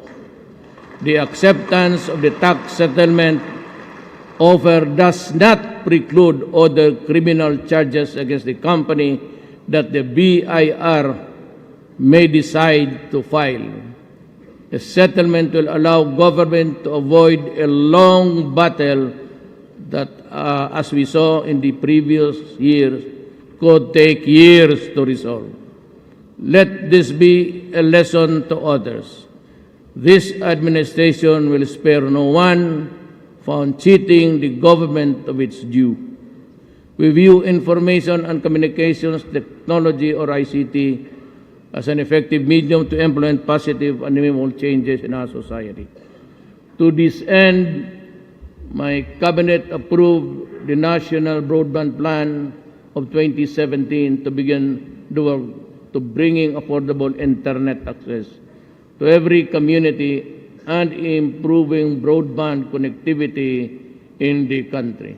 We have installed free Wi-Fi internet in almost 400 public places around the country. We hope that the public will use to access important information and services. The National Government Portal, which we launched recently, will allow faster and easier delivery of public services and reduce the number of visits of the public for government transactions. The Digital Terrestrial Television Broadcasting Migration Plan has also been launched. The switch to digital from analog transmission will not only give a better TV viewing experience, but also provide effective, reliable information to Filipinos in times of calamities. The government-owned Salam Digital TV, the first Muslim TV in the Philippines, is now already on test broadcasting. There are some of the things that we have done for the past 12 months. A more detailed narrative contained in my report to the people will be released soon. Whether or not my first year of administration was a year of gains or a year of setbacks is not for me to say, but for the people to judge. I defer to the people's judgment. My fellow citizens, much remains to be done. Corruption persists like a fishbone stuck in the throat. It pains and it is disconcerting. We need to pry corruption from government corpus, which is deeply embedded. And we also need to put an end to squabbles and bickerings within agencies focused fully on speedy provisions of quality public service to our people. Believe me, it is easier to build from scratch than to dismantle the rotten and rebuild upon its rubble. Nevertheless, let us work together and lay a new foundation upon which a better Philippines can be reconstructed. Help me build a better tomorrow. Let me end. Gusto niyo? Uwi na tayo? O gusto niyo yung kwento? Marami ba yung kwento sa inyo? Let me end by wishing everyone in the language of the old.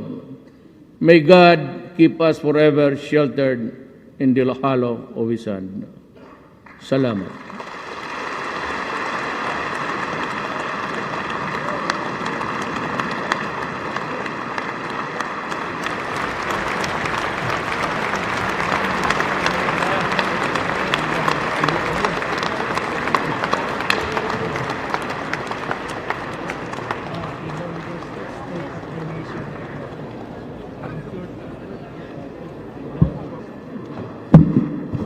On the part of the Senate, the joint session is adjourned.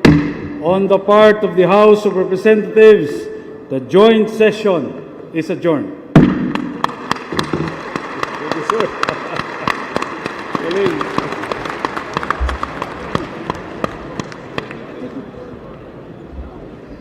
Di ba? Adto ta sa budget.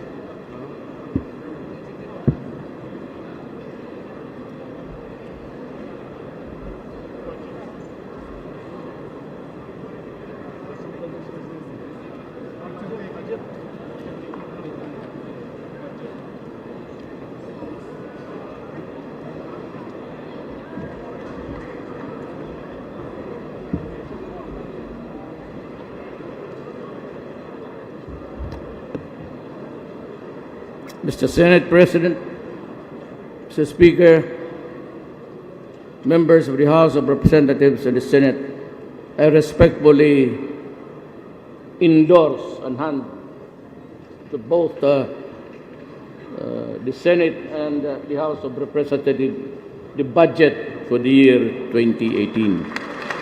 Respectfully submitted.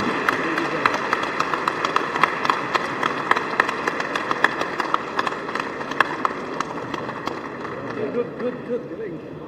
Early. Asam ta? Kasama na si Presidente. Ikaw. Bato ko nga to sa kuwan, demonstrators. Wala na to. At to kas hindi ka naman po kayo din sa back sa room. Kung Punta ako doon sa diretso ka na. mga bugiro na mga puta. Tuwan tuloy. Saan tayo? Saan tayo?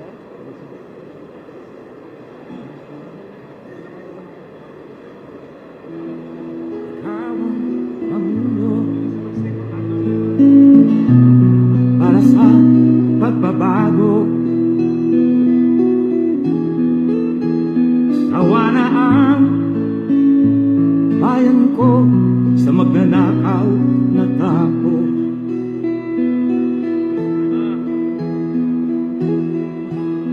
Madilim na kahapon, ikaw ang mag-aahon. Sa piling mo, Digong, mawawala ang korupsyon.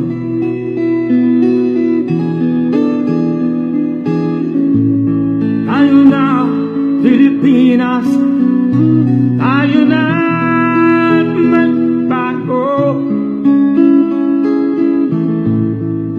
Hawak kamay tayo para sa pagkasenso. Ikaw at ako, tayong lahat kay Rodrigo Duterte, para sa tunay na pagbabago.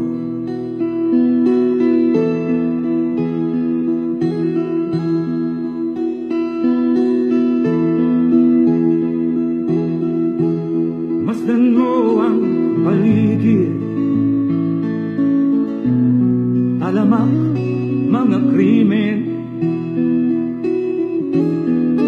rape, droga at mga nakawan, dapat nga mapigilan.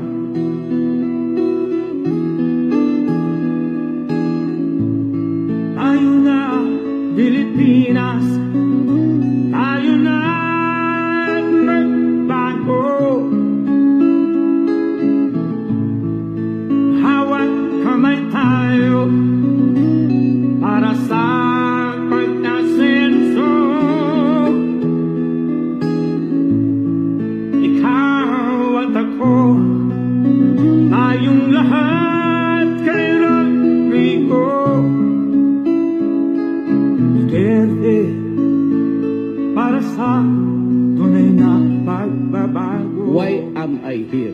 I am here because I love my country and I love the people of the Philippines. Ikaw at ako, tayong lahat kay Rodrigo Duterte para sa tunay na pagbabago.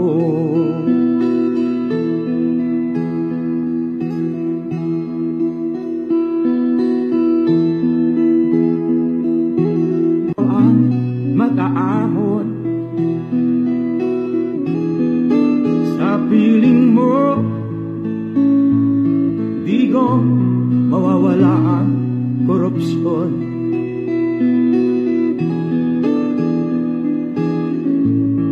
Tayo na, Pilipinas, tayo na magbago. Hawak kamay tayo para sa pagkasenso. Ikaw at ako, tayong lahat kay Rodrigo Duterte para sa tunay na pagbabago.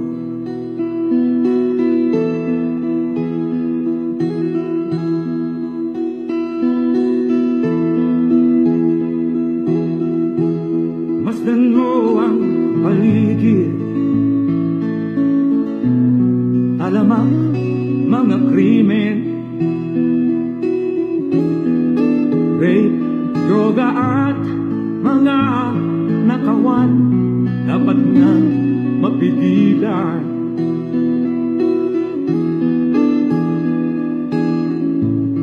Tayo na, Pilipinas, tayo na magbago. Hawak kamay tayo para sa pagkasenso. Ikaw at ako, tayong lahat kay Rodrigo Duterte para sa tunay na pagbabago. Why am I here? I am here because I love my country and I love the people of the Philippines. Ikaw at ako, tayong lahat kay Rodrigo Duterte para sa tunay na pagbabago.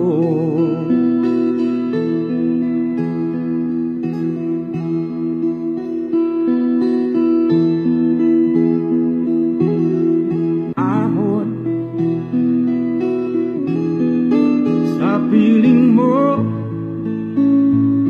Digong, mawawala ang korupsyon.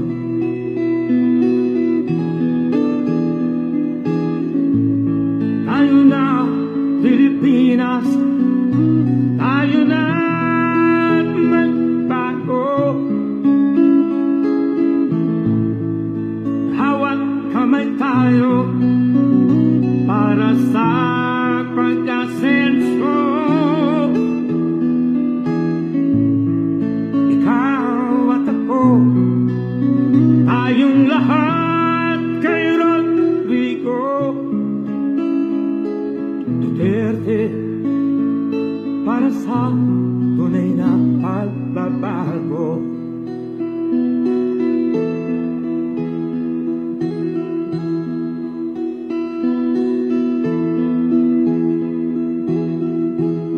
Masdan mo ang paligid, talamak mga krimen, rape, droga at mga nakawan, dapat nga mapigilan.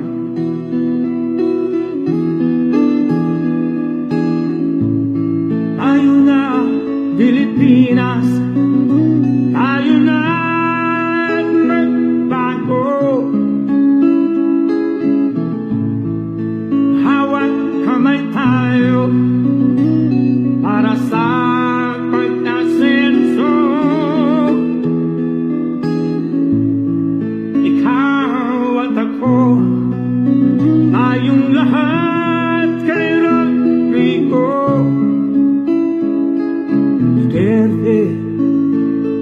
para sa tunay na pagbabago. Why am I here? I am here because I love my country and I love the people of the Philippines. Ikaw at ako, tayong lahat kay Rodrigo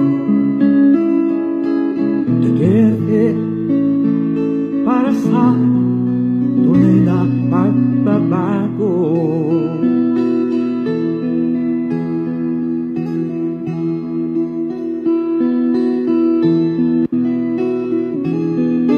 Sa piling mo, Digong, mawawala ang korupsyon.